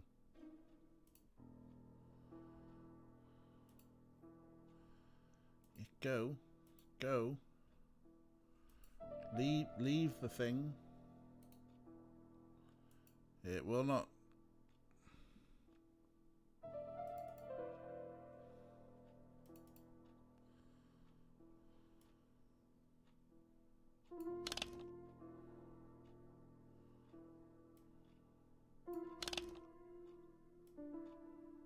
The position of each motif is correct, but they are not turned the same way as on the table.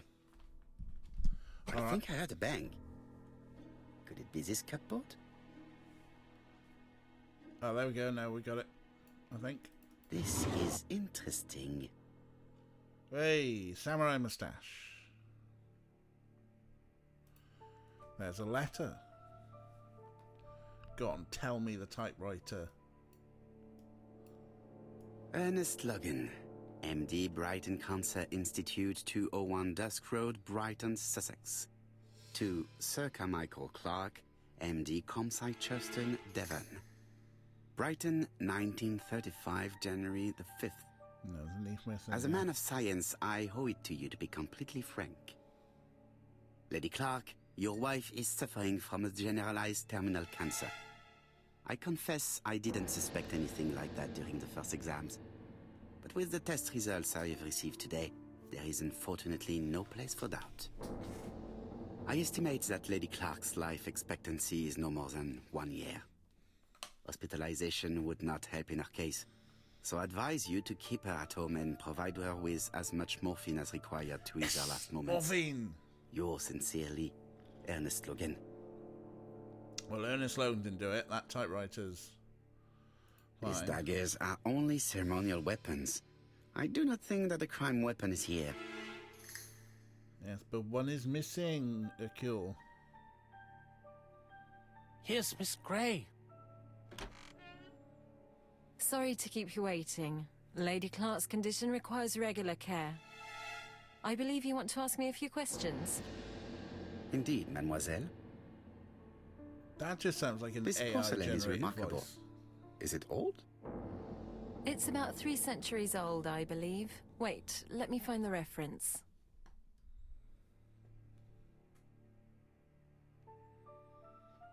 Plus 10 ego points.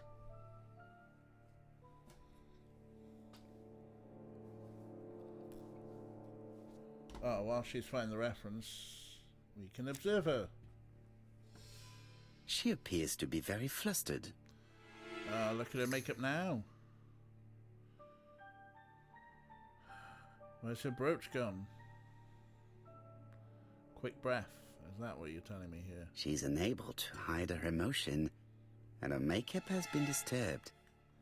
I think that this young woman has just been kissed. Just been kissed? I'd have thought Here? she'd been crying the way a mascara Teapot filled. with Black Dragon, Gangshi period, end of the 17th century. It is a rare piece with unusual colours. You have a good knowledge of art history. Acquired while working with Sir Carmichael. I used to help him manage his collection. and choose his new acquisitions.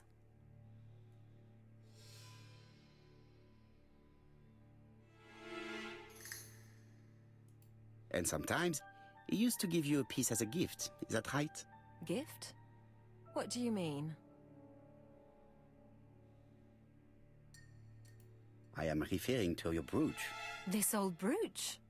Mademoiselle, you know perfectly well. I am talking about the magnificent brooch you were wearing earlier. Yes, you're right. Sir Carmichael did give it to me. He valued my work. How could I refuse? He would have been offended. Why have you taken it off? I don't understand, Mr. Poirot. Have you seen any strangers hanging around in the past few days? No. Nobody has been near Cumside. Tell me what happened last night. After dinner? Well, I did some sewing and then I went to bed. I was woken by the telephone at 11. I heard Franklin Clark speaking with the gardener. They left with some lanterns and they found the body.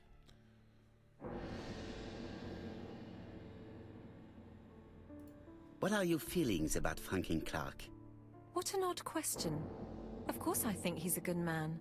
He's energetic, nice, very sociable. Mm-hmm.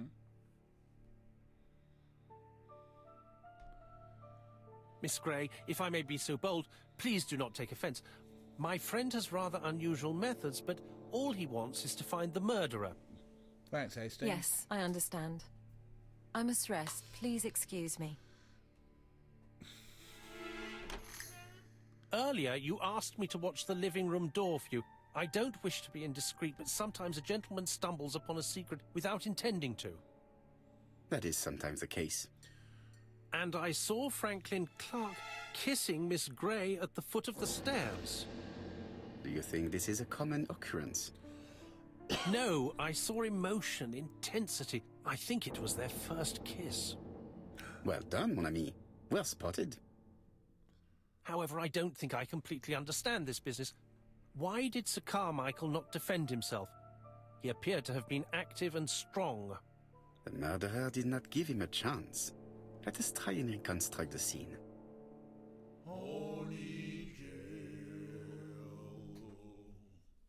That's where Miss Grey is going, possibly with art.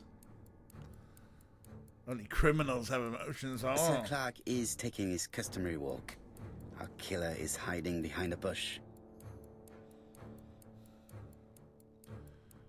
Wait. The old man walks quietly along the gravel path.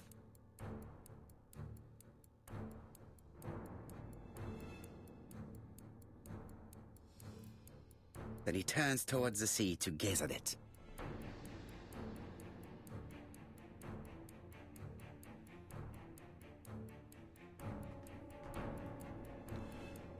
From the right. From the right. The killer leaves his hiding place on the right-hand side. He approaches silently over the grass.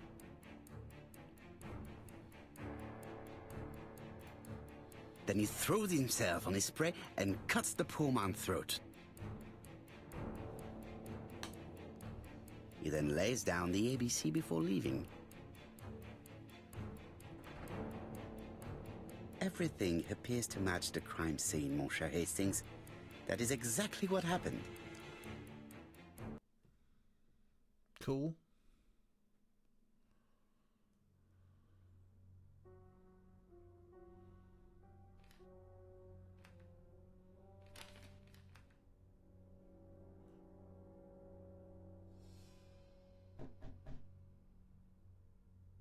Oh, just a minute. I'm getting dressed.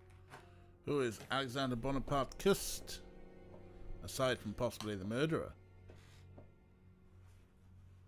Blood on my shirt again. That's terrible, huh? Mr. Kirst, have you recently returned from Churston? Yes. Indeed I have. Have you seen the papers? And to think that you might have rubbed shoulders with the killer. Imagine that. Mr. Kirst, are you all right? You don't seem well. My apologies. My throat is burning and my head feels heavy. It's ever since the war, you know. Since my injury, my head has never been the same.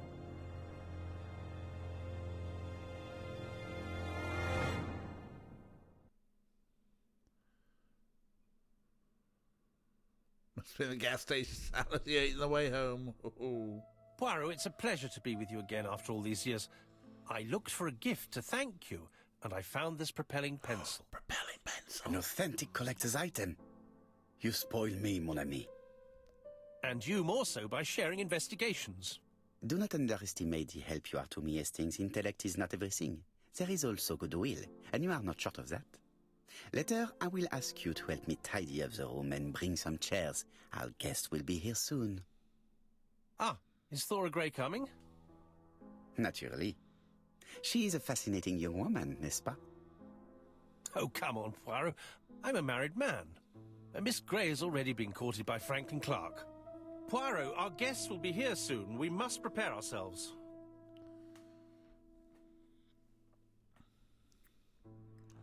I should take advantage of the silence to examine them. Just obtained modifiable object. Okay. Well, the pencil, fine. But let us observe people. No, why am I?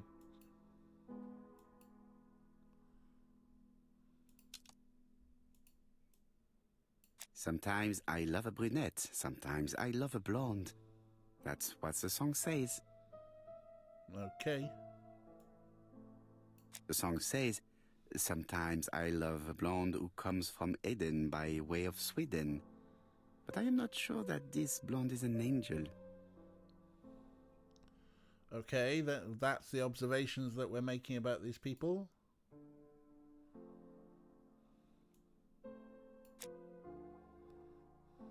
Donald is always on edge. Oh, Donald. Why are you on edge, Donald? Tense hands. Dark circles. Donald Fraser is very nervous at the moment, even if he is trying hard to control himself.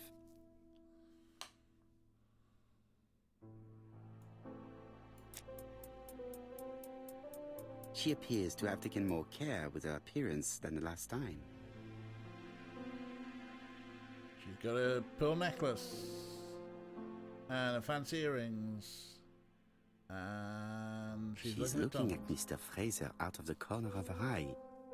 Did she make herself beautiful for him? She's staring at him is what she's doing.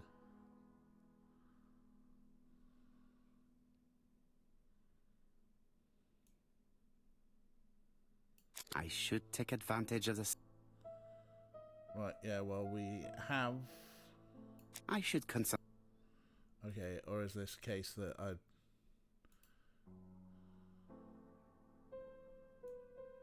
The song says... Sometimes... That's all we're going to say about those people, huh?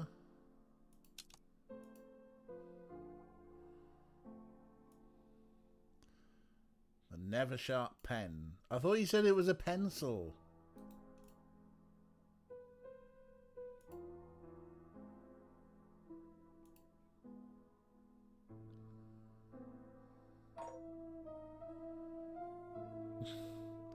We've just taken... Thank you for that present, Hastings. We've just taken it apart. And kept just the spring. Because fuck you, that's why. Observe everybody, huh?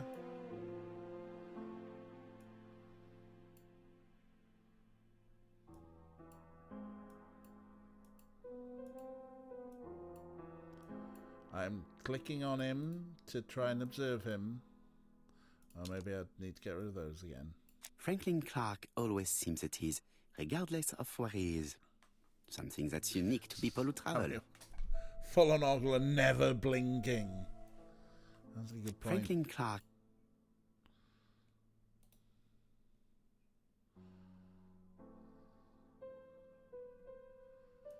Have we We haven't observed everybody yet, huh?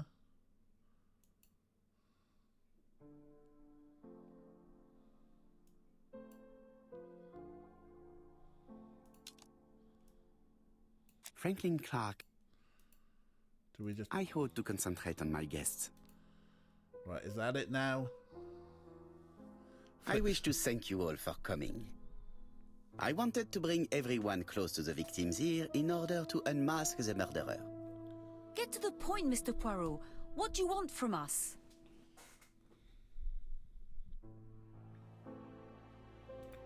You are an intelligent woman, Mademoiselle Barnard, and I'm sure that you have already understood my intentions. You think that if we put our heads together, we might come up with something new? I am convinced of it. What I ask is that you search your memories. The murderer must have left some trace. Yes, he must have prepared his crimes very carefully. Tout à fait. He did not get to Bexhill at midnight in order to strangle a young girl whose name by chance starts with B. Must we go into that? Mr. Fraser, please get a grip on yourself. Yeah. Well, I want to help you, but I don't remember anything else. Nothing I haven't already said. And you, Mademoiselle Barnard, did your sister say if she was seeing another man? She never would have told me.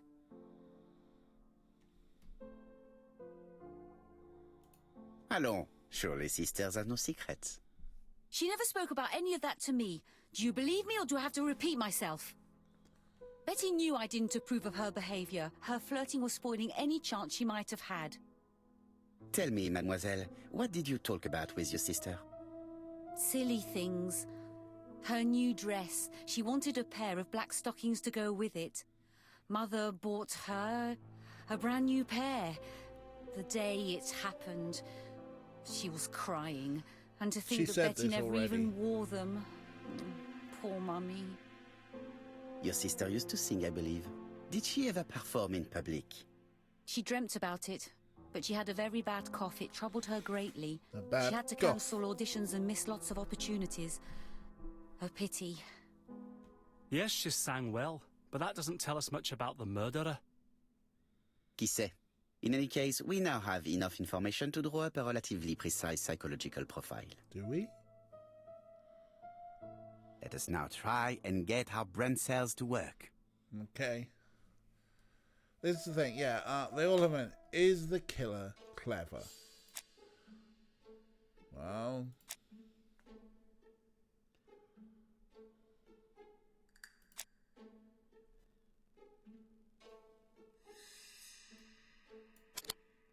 Not that.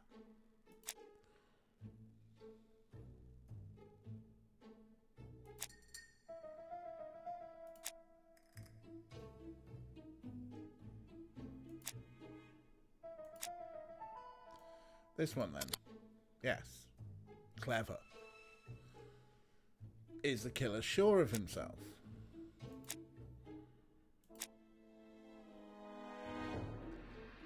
Yeah, I think this one. No. No.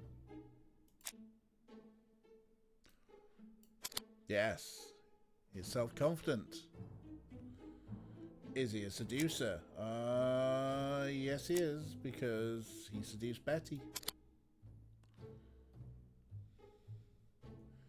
Does the killer like trains? I like trains.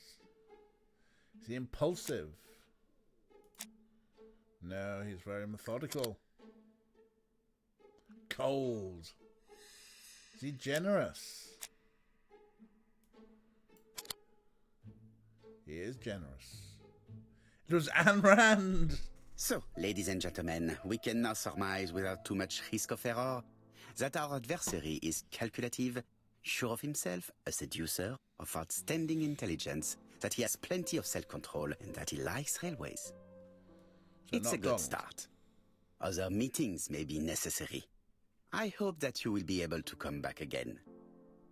Well, it's Hello, just potato.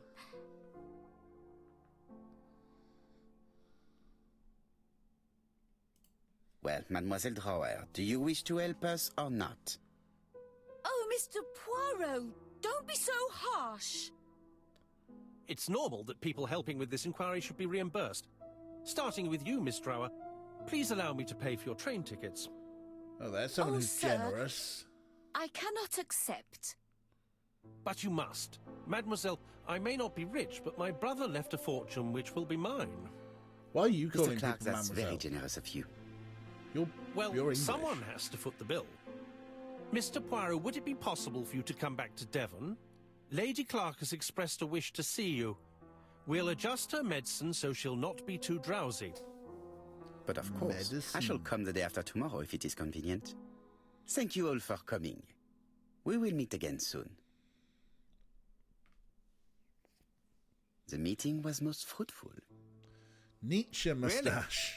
Hastings, I believe now we have everything we need to find a common point between the victims. Now it is time for us to use our grey matter. It's the throat and the medicine.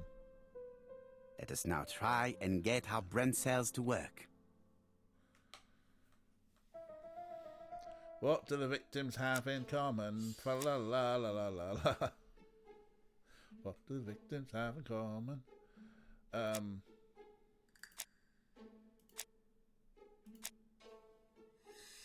This is Asher took a cough medicine.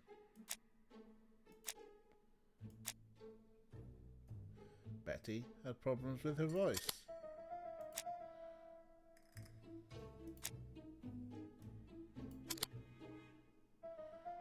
Throat afflictions.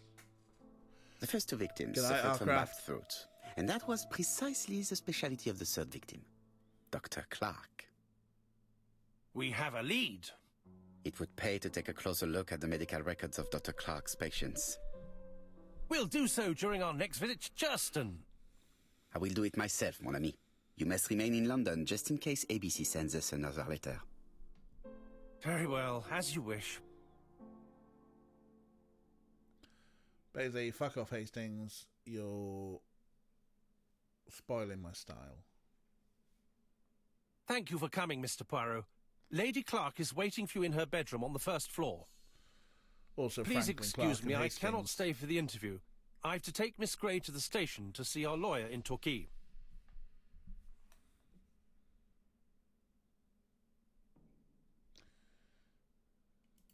Are you going on holiday, mademoiselle? Not exactly, Mr. Poirot. Miss Grey very kindly stayed with me to settle my brother's affairs, but naturally she prefers to find a position in London. Ah, très bien. I'll be absent all morning, Mr. Poirot, but the nurse is coming soon. She's to ensure that the dose of medicine doesn't make our patient drowsy. Thank you, Mr. Clark. Have a nice trip, mademoiselle. Or maybe we make sure she's drowsy so that we can have a proper route around. Or we'll just have a route around anyway. It would be rude to make Lady Clark wait any longer. Fine, we'll route around afterwards. Jesus, Hercule.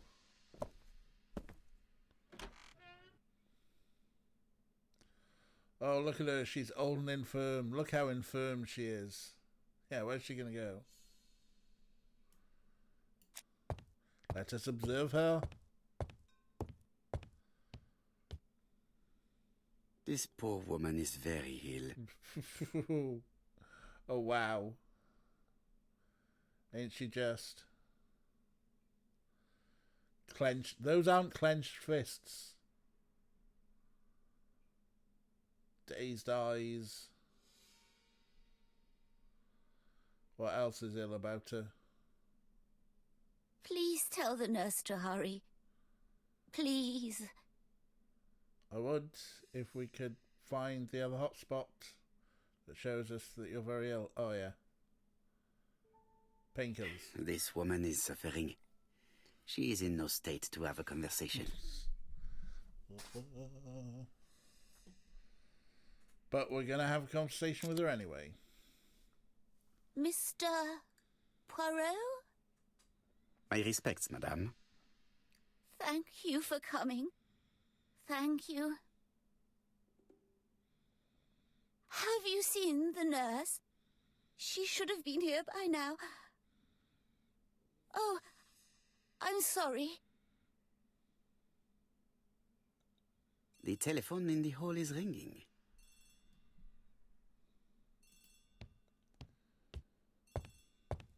Suppose I'm the nurse now.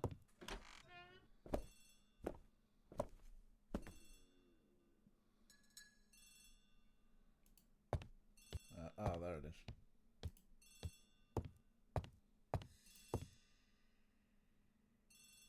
Are you answering the phone, Poirot? The Clark residence. Detective Hercule Poirot speaking. How do you do, Mr. Poirot? I'm Lady Clark's nurse. I wanted to let you know that I won't be able to come for her injection today. Might Miss Grey be able to do it? She has just left, but I will take care of it. Thank you. That's very kind of you. Where that is You'll now. find the skeleton key to open the medicine cabinet hidden in the lion trophy. You can count on me. Au revoir, mademoiselle. Oh, thank you kindly. Goodbye, Mr. Poirot. Find the skeleton key. But first, a little bit of a preen. So she said the lion. Is that that's? That looks more like it's a Sumatran lioness, huh? Here is the skeleton key. Yes, but what else? There's something else here.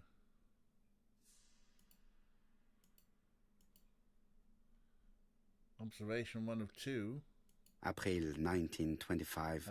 Aceh province, Sumatra.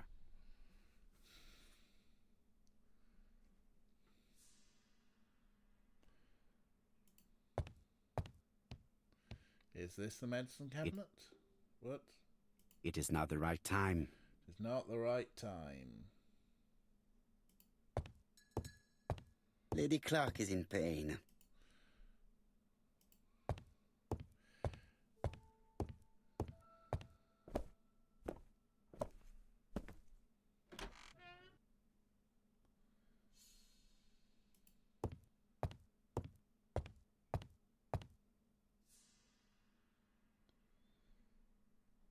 Yes, here we go.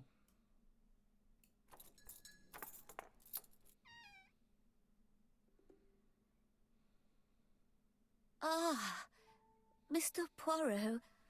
Oh, I feel better now. Thank you for your help. There we go.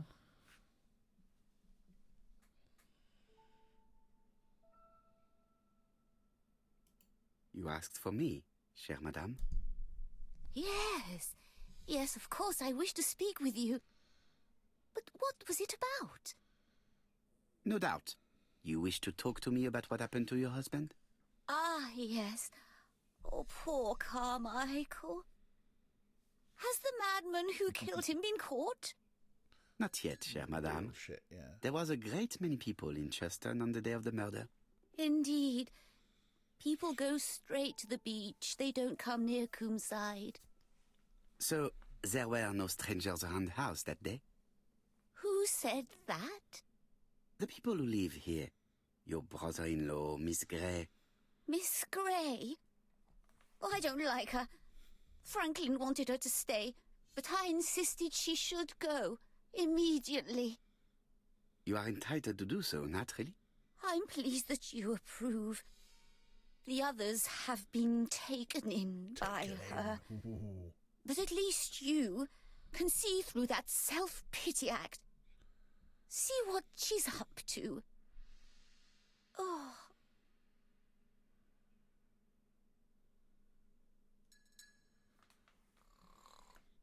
And she's out.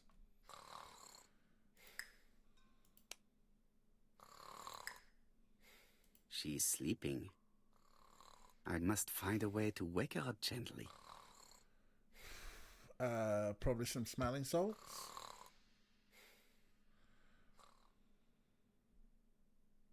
I've finished with this subject. What else there? This subject would probably be useful to me. What is it? A bronze comb? Not sure why it would be useful, but there you go. Let's have a look at some other stuff. Yeah, gently waking up a puzzle, a lady is. This couple appears to be having fun. Oh, observation times, huh? Lady Clark, radiant. Clark, Sir Carmichael. Lady Clark and Sir Carmichael were very happy, but they did not have any children. Probably why they were happy.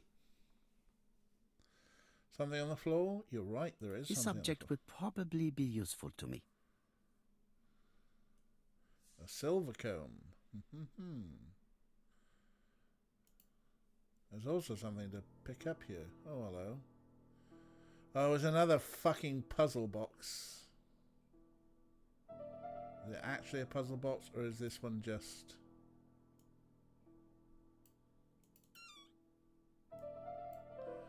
Ah, aha.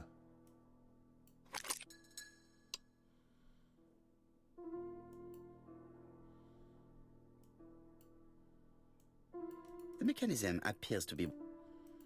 We'll probably want both keys, right?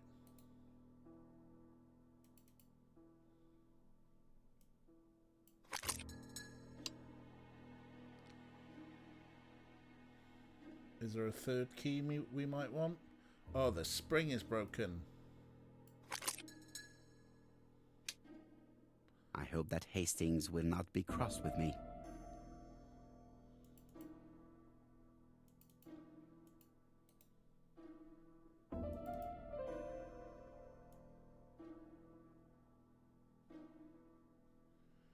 Still awfully silent, huh? There's something else. We have a spring, we have... This part appears to be working. Good, do we... This part appears to be working. Yes, I know it's working. There's a 3 in the copper comb. There's a 2 in the silver comb. This is where the combs go. We are missing a comb. And you're right. There must be a gold one. Yes, it's fine. In fact, I think it's there. This subject would probably be useful to me. There we go.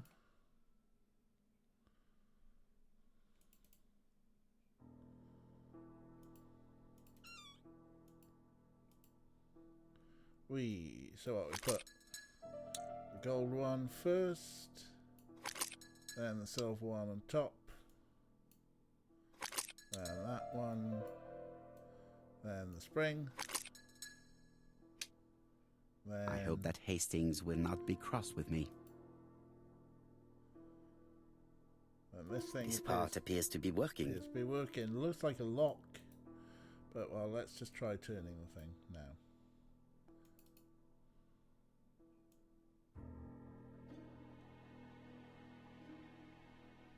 Nah. We're still missing a piece. Obviously puzzle. I mean, why does this thing... This part appears to be working. Yes, it appears to be working.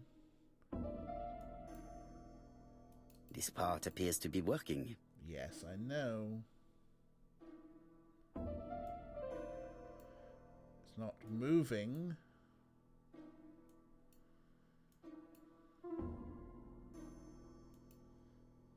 This part appears to be working. It's not the key.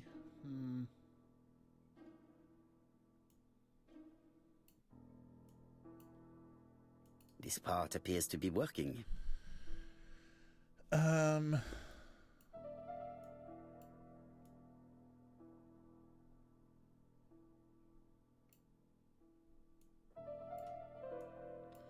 Okay, so I can actually do it from here, but... Maybe the combs are reversed, maybe? I don't think so.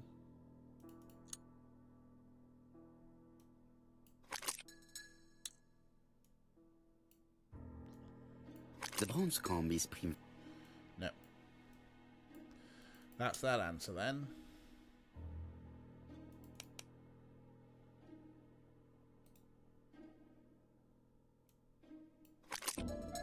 Gold and silver and the thing.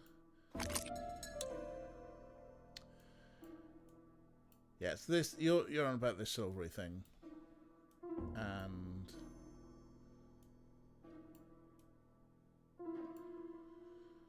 so it's all about when my mouse changes to that hand, and it changes the hand here. Can you pull the end to the right? This is the thing, is that I cannot seem... Like, the hand goes grippy there to move stuff. And the hand goes pointy here. This part appears to be working. Double click stuff. And he just says, this part appears to be working. All the time. This part appears to be working. This part appears to be working. This part appears to be working. Crumbs, DJ, what are you doing? Kira, if you've got something for me, please let me know, because Poirot is doing my nutting. It looks like this thing here needs to be moved, which would make some sort of sense. What happens if you zoom out and wind the handle? I cannot wind the handle, but I can zoom into here and wind the handle. Ah! Aha!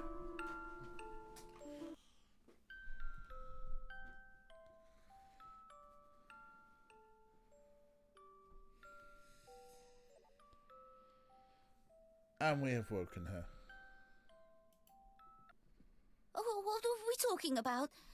Ah, yes. Thora Grey. Oh, Carmichael had great esteem for her. But for me, she was nothing but a hypocrite.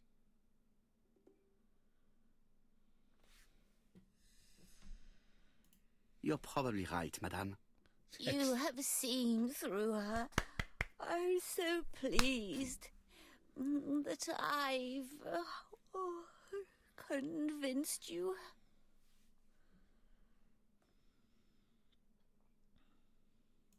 Well, I appear to have been wrong about Thora Grey. So you all agree. How nice it is to be all of the same mind.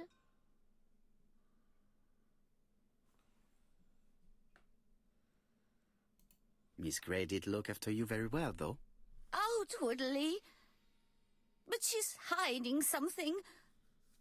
I think she tried to poison me. Oh. Miss Grey? A poisoner? But everybody appears to like her. It proves she knows what she's doing. She's manipulative and she's a liar. A liar? Let's see, didn't she say that on the day of the crime nobody was around Coomside? That is correct. Well, at 11 o'clock I saw her talking to someone. Really? And what was this man like? An ordinary sort of man with a very plain face. Oh, I don't remember well. Was he a gentleman? No, he was not a gentleman. It would be best to leave her to sleep now. But he was not a gentleman. The telephone in the hall is ringing. Let's go answer the phone again, huh?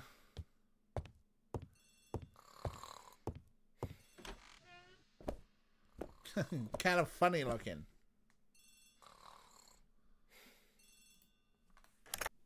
Hello?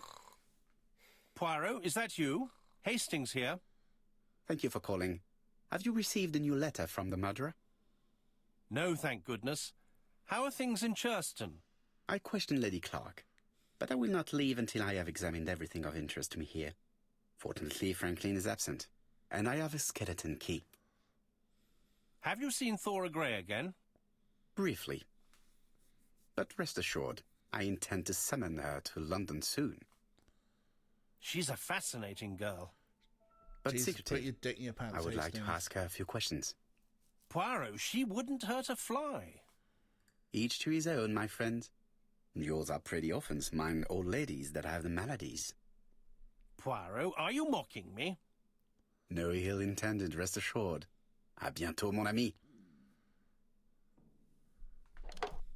So hang on, from that line we're saying that Hastings likes to groom younger women, whereas Poirot goes for the MILFs and GILFs. Jesus, these two. Yeah, kind of funny looking. Yeah, oh yeah. It's the point where we do our terrible Midwestern impressions. How am I going to open this trunk? Let us examine it. Oh, it's another fucking puzzle box. Here we go. It is a 4-digit code.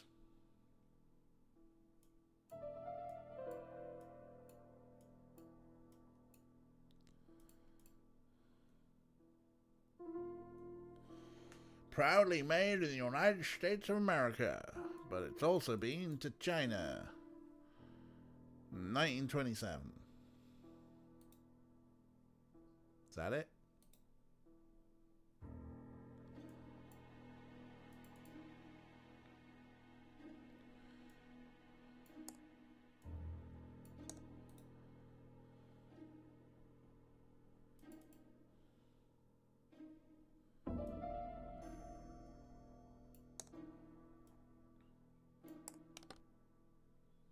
Leaving the code on the trunk.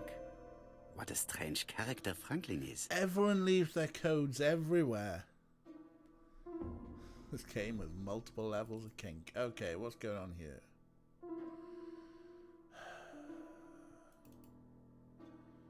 $31. Whoop.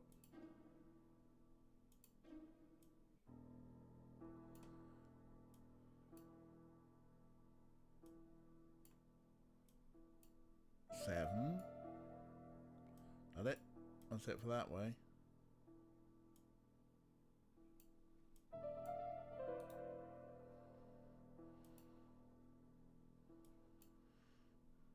You can scroll anymore? You're doing the pinchy thing like you want me to scroll, but then I'm grabbing things and you're not actually doing anything. Wait, oh, wait. What?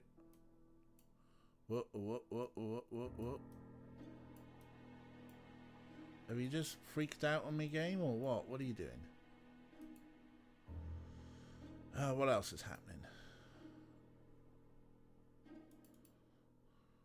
We've got a clock.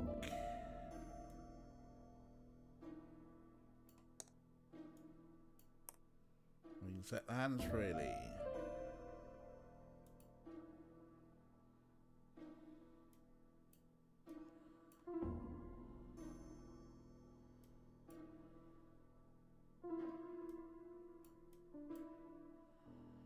Okay, so 28 is the only number on those pictures. I didn't want to go to those pictures. I wanted to go to the other ones. 5. That looks weird and freaky, huh?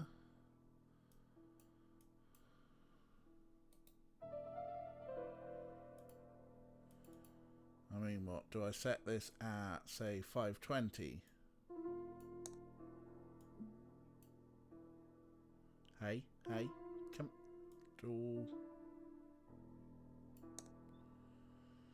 And does that do anything?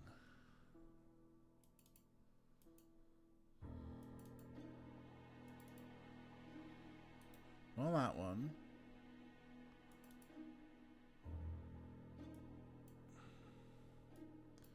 $20.05. I'm not sure if we're smart enough to be doing 24-hour clocks here. Scroll. I'm pressing the thing for you to scroll. You did some scroll earlier, now you stopped. What are you doing? Fucking thing. Alright. So the first one's got a 7 and a fucking won't move anymore, will it? Fucking thing. Are you gonna respond some keys? No.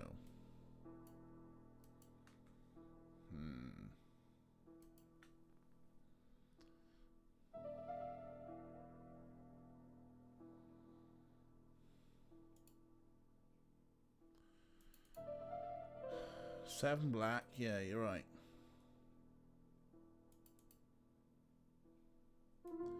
28 in red and had nothing else, I don't think.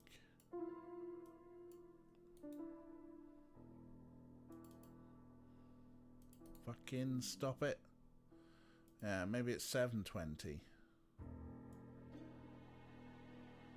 So, what is this sound? Aha!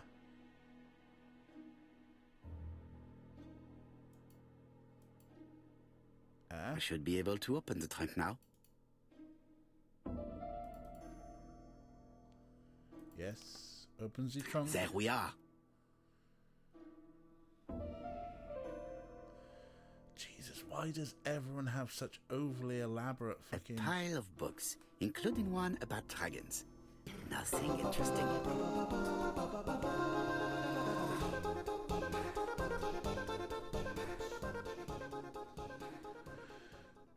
The two dots, I think also the fact that they were in black. Right, what's going on down here? Yes, even open. Nothing.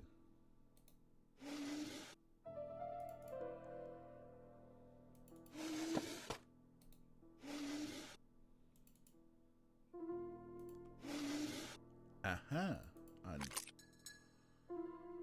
Some weird ass tool Why thing. has Franklin put an Allen key inside his trunk? I'll borrow it for a minute. And then...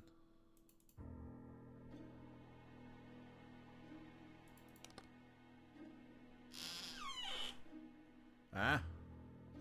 Whiskey and other good quality drinks. Mr. Clark really has refined tastes. But not the whiskey that... Whiskey and other good quality... Right, so why the Allen key? Well... Why this? What?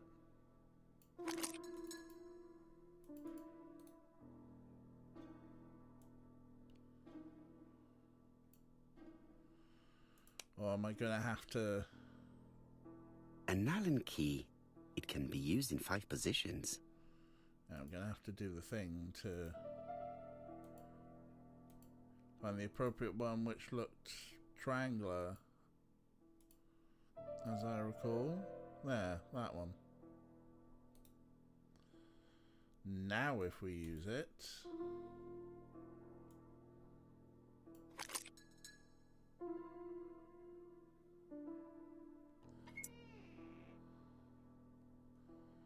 Oh, what is this bullshit?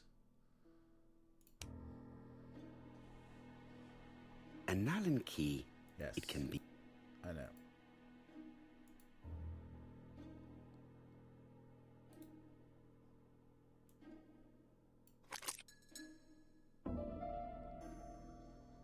Another screw.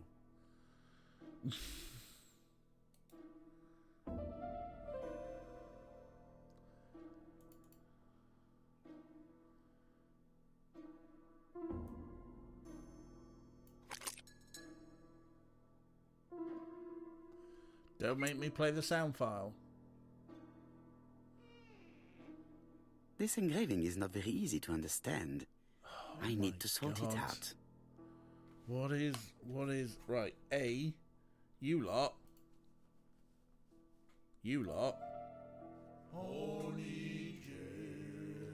Thank you, Ray.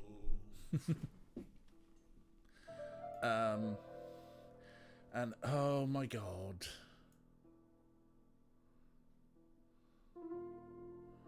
And, oh god, what, this is absolutely the worst, because, right, okay, so the outer one there. Oh my god.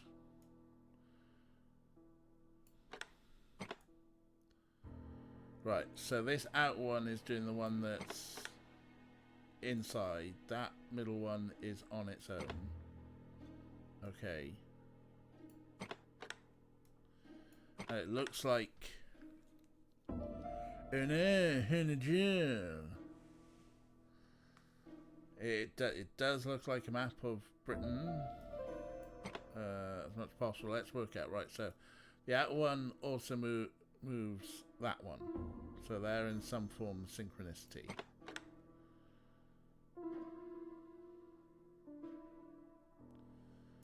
And then this one is also moving that one, but then this one, way.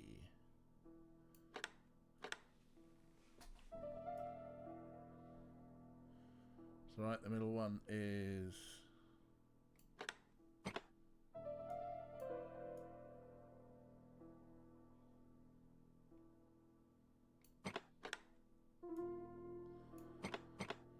got them all except for that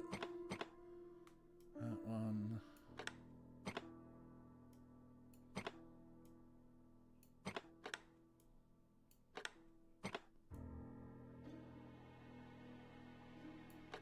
What are you doing?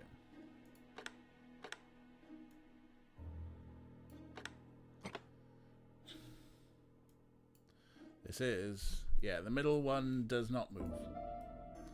The middle one is fixed. So maybe we start with the middle one and we work our way out.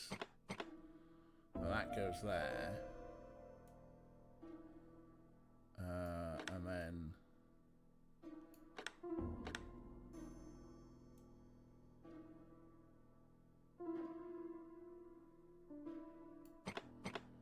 that goes there. But then this one takes...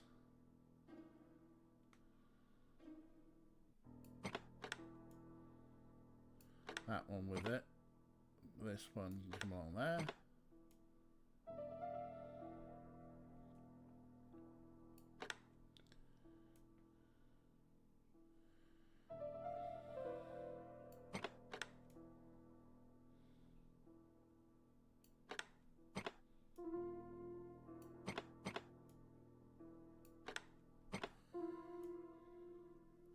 Then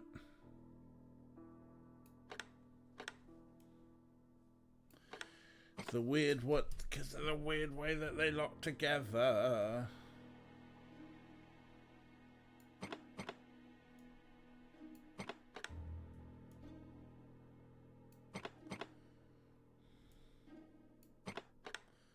Oh, hang on. Like, we've got them all right, they're all great except that they just need to go whoop a little bit. So that moves with that, and then that goes on its own. And that moves with that, so that comes back here. And that moves those two, and then that goes with that. And then this moves in its own. Franklin must really love his country to have an engraving in his trunk. I think I heard the panel above release. Oh.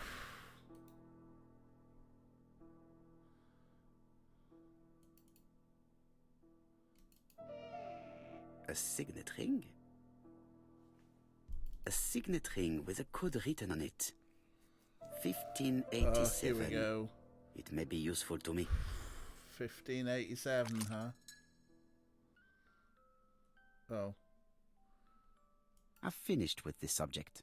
Right, oh, we're done with that one, are we? Let's preen in the mirror.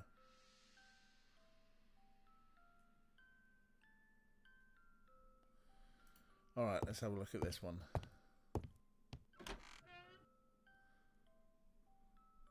Oh no, we just went in there. No, we want to... I still haven't finished looking around here yet. Because what was the date on this one? April 1925. 1925.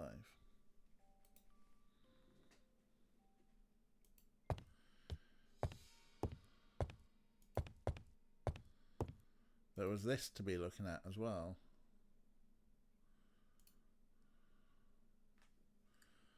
Arsenic. Miss Thorogray, Comside, Justin, Devon. Arsenic trioxide thallium. Just leaves it lying out about the place, huh?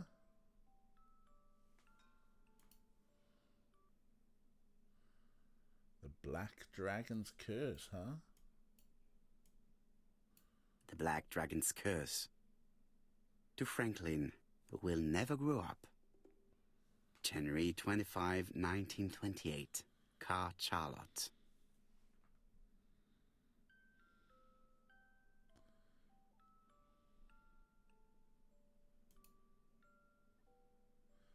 There's nothing else to be looking at here, is there? I thought with the pad and the pencil there, you could do the thing where you like rub the pencil on there to see the mark. You know the trick. Let us look what is in this room. Oh, this is oh, here we go. It's another puzzle box, everyone.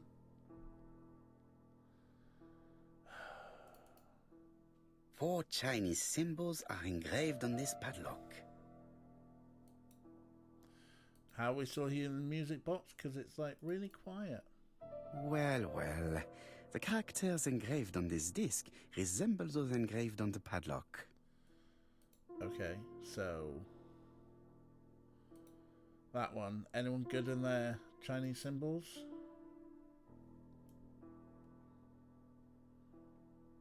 Oh. And they spin, huh?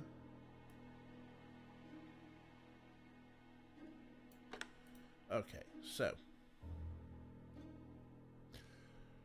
assuming that these 4 are the 4 symbols, this here... The position of this character looks right to me. There we go. So that looks to be the outside one. So that is...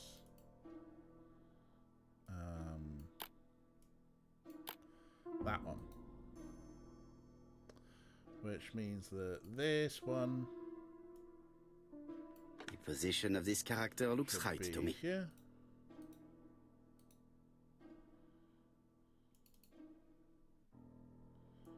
And is that one, right? Yeah. No, it's not the right code. Yes, I know. So this is either here or... The position of this...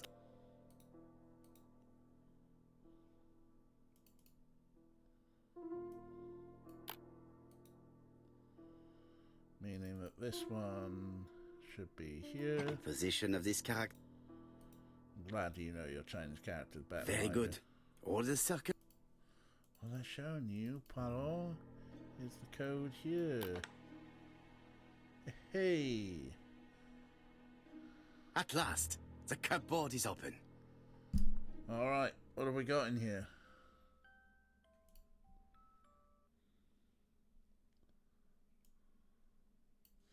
Genteel and wild. English countryside revisited.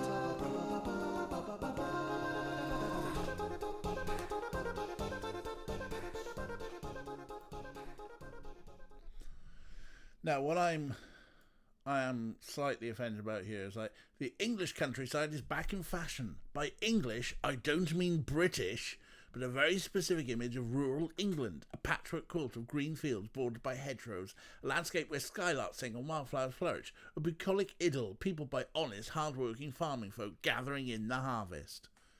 Fuck you, Wales. Fuck you, Scotland.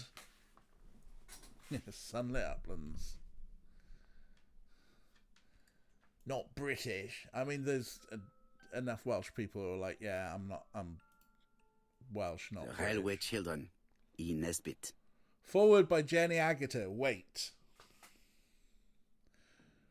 1 second. Jenny Agatha was not born at this time.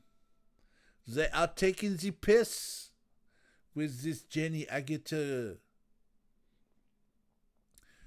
Jenny Agatha was in the Railway Children.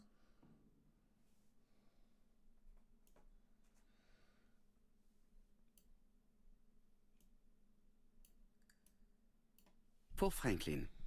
Und have his Christmas, 1910.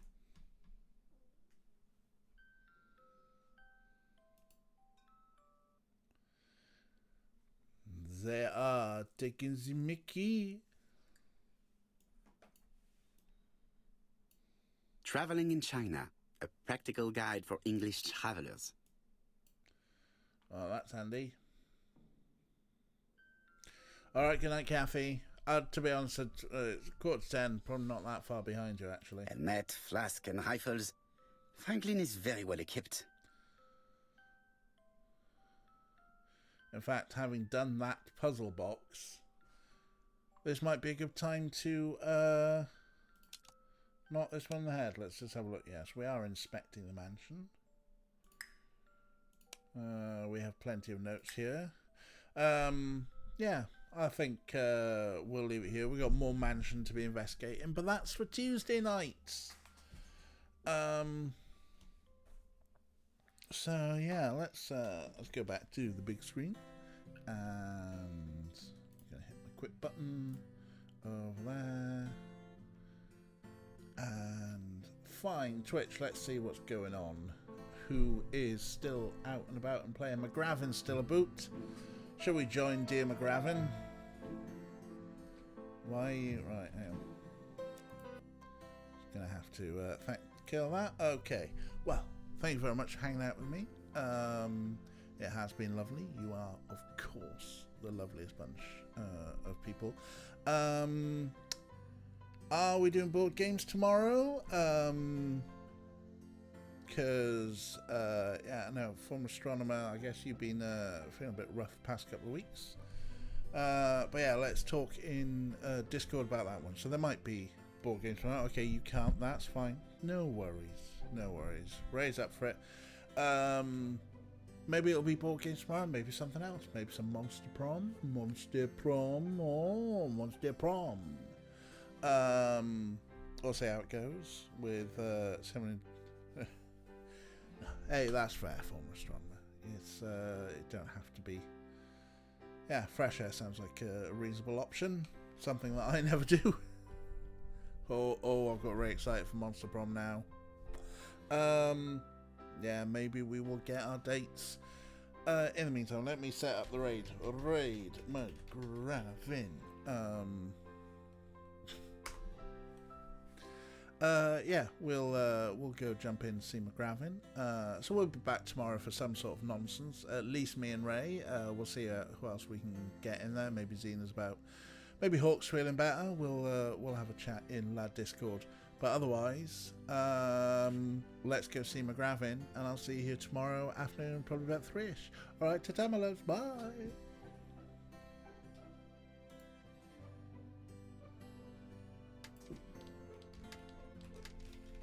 Yes. I need one more refined metal and one more titanium for the second compensator.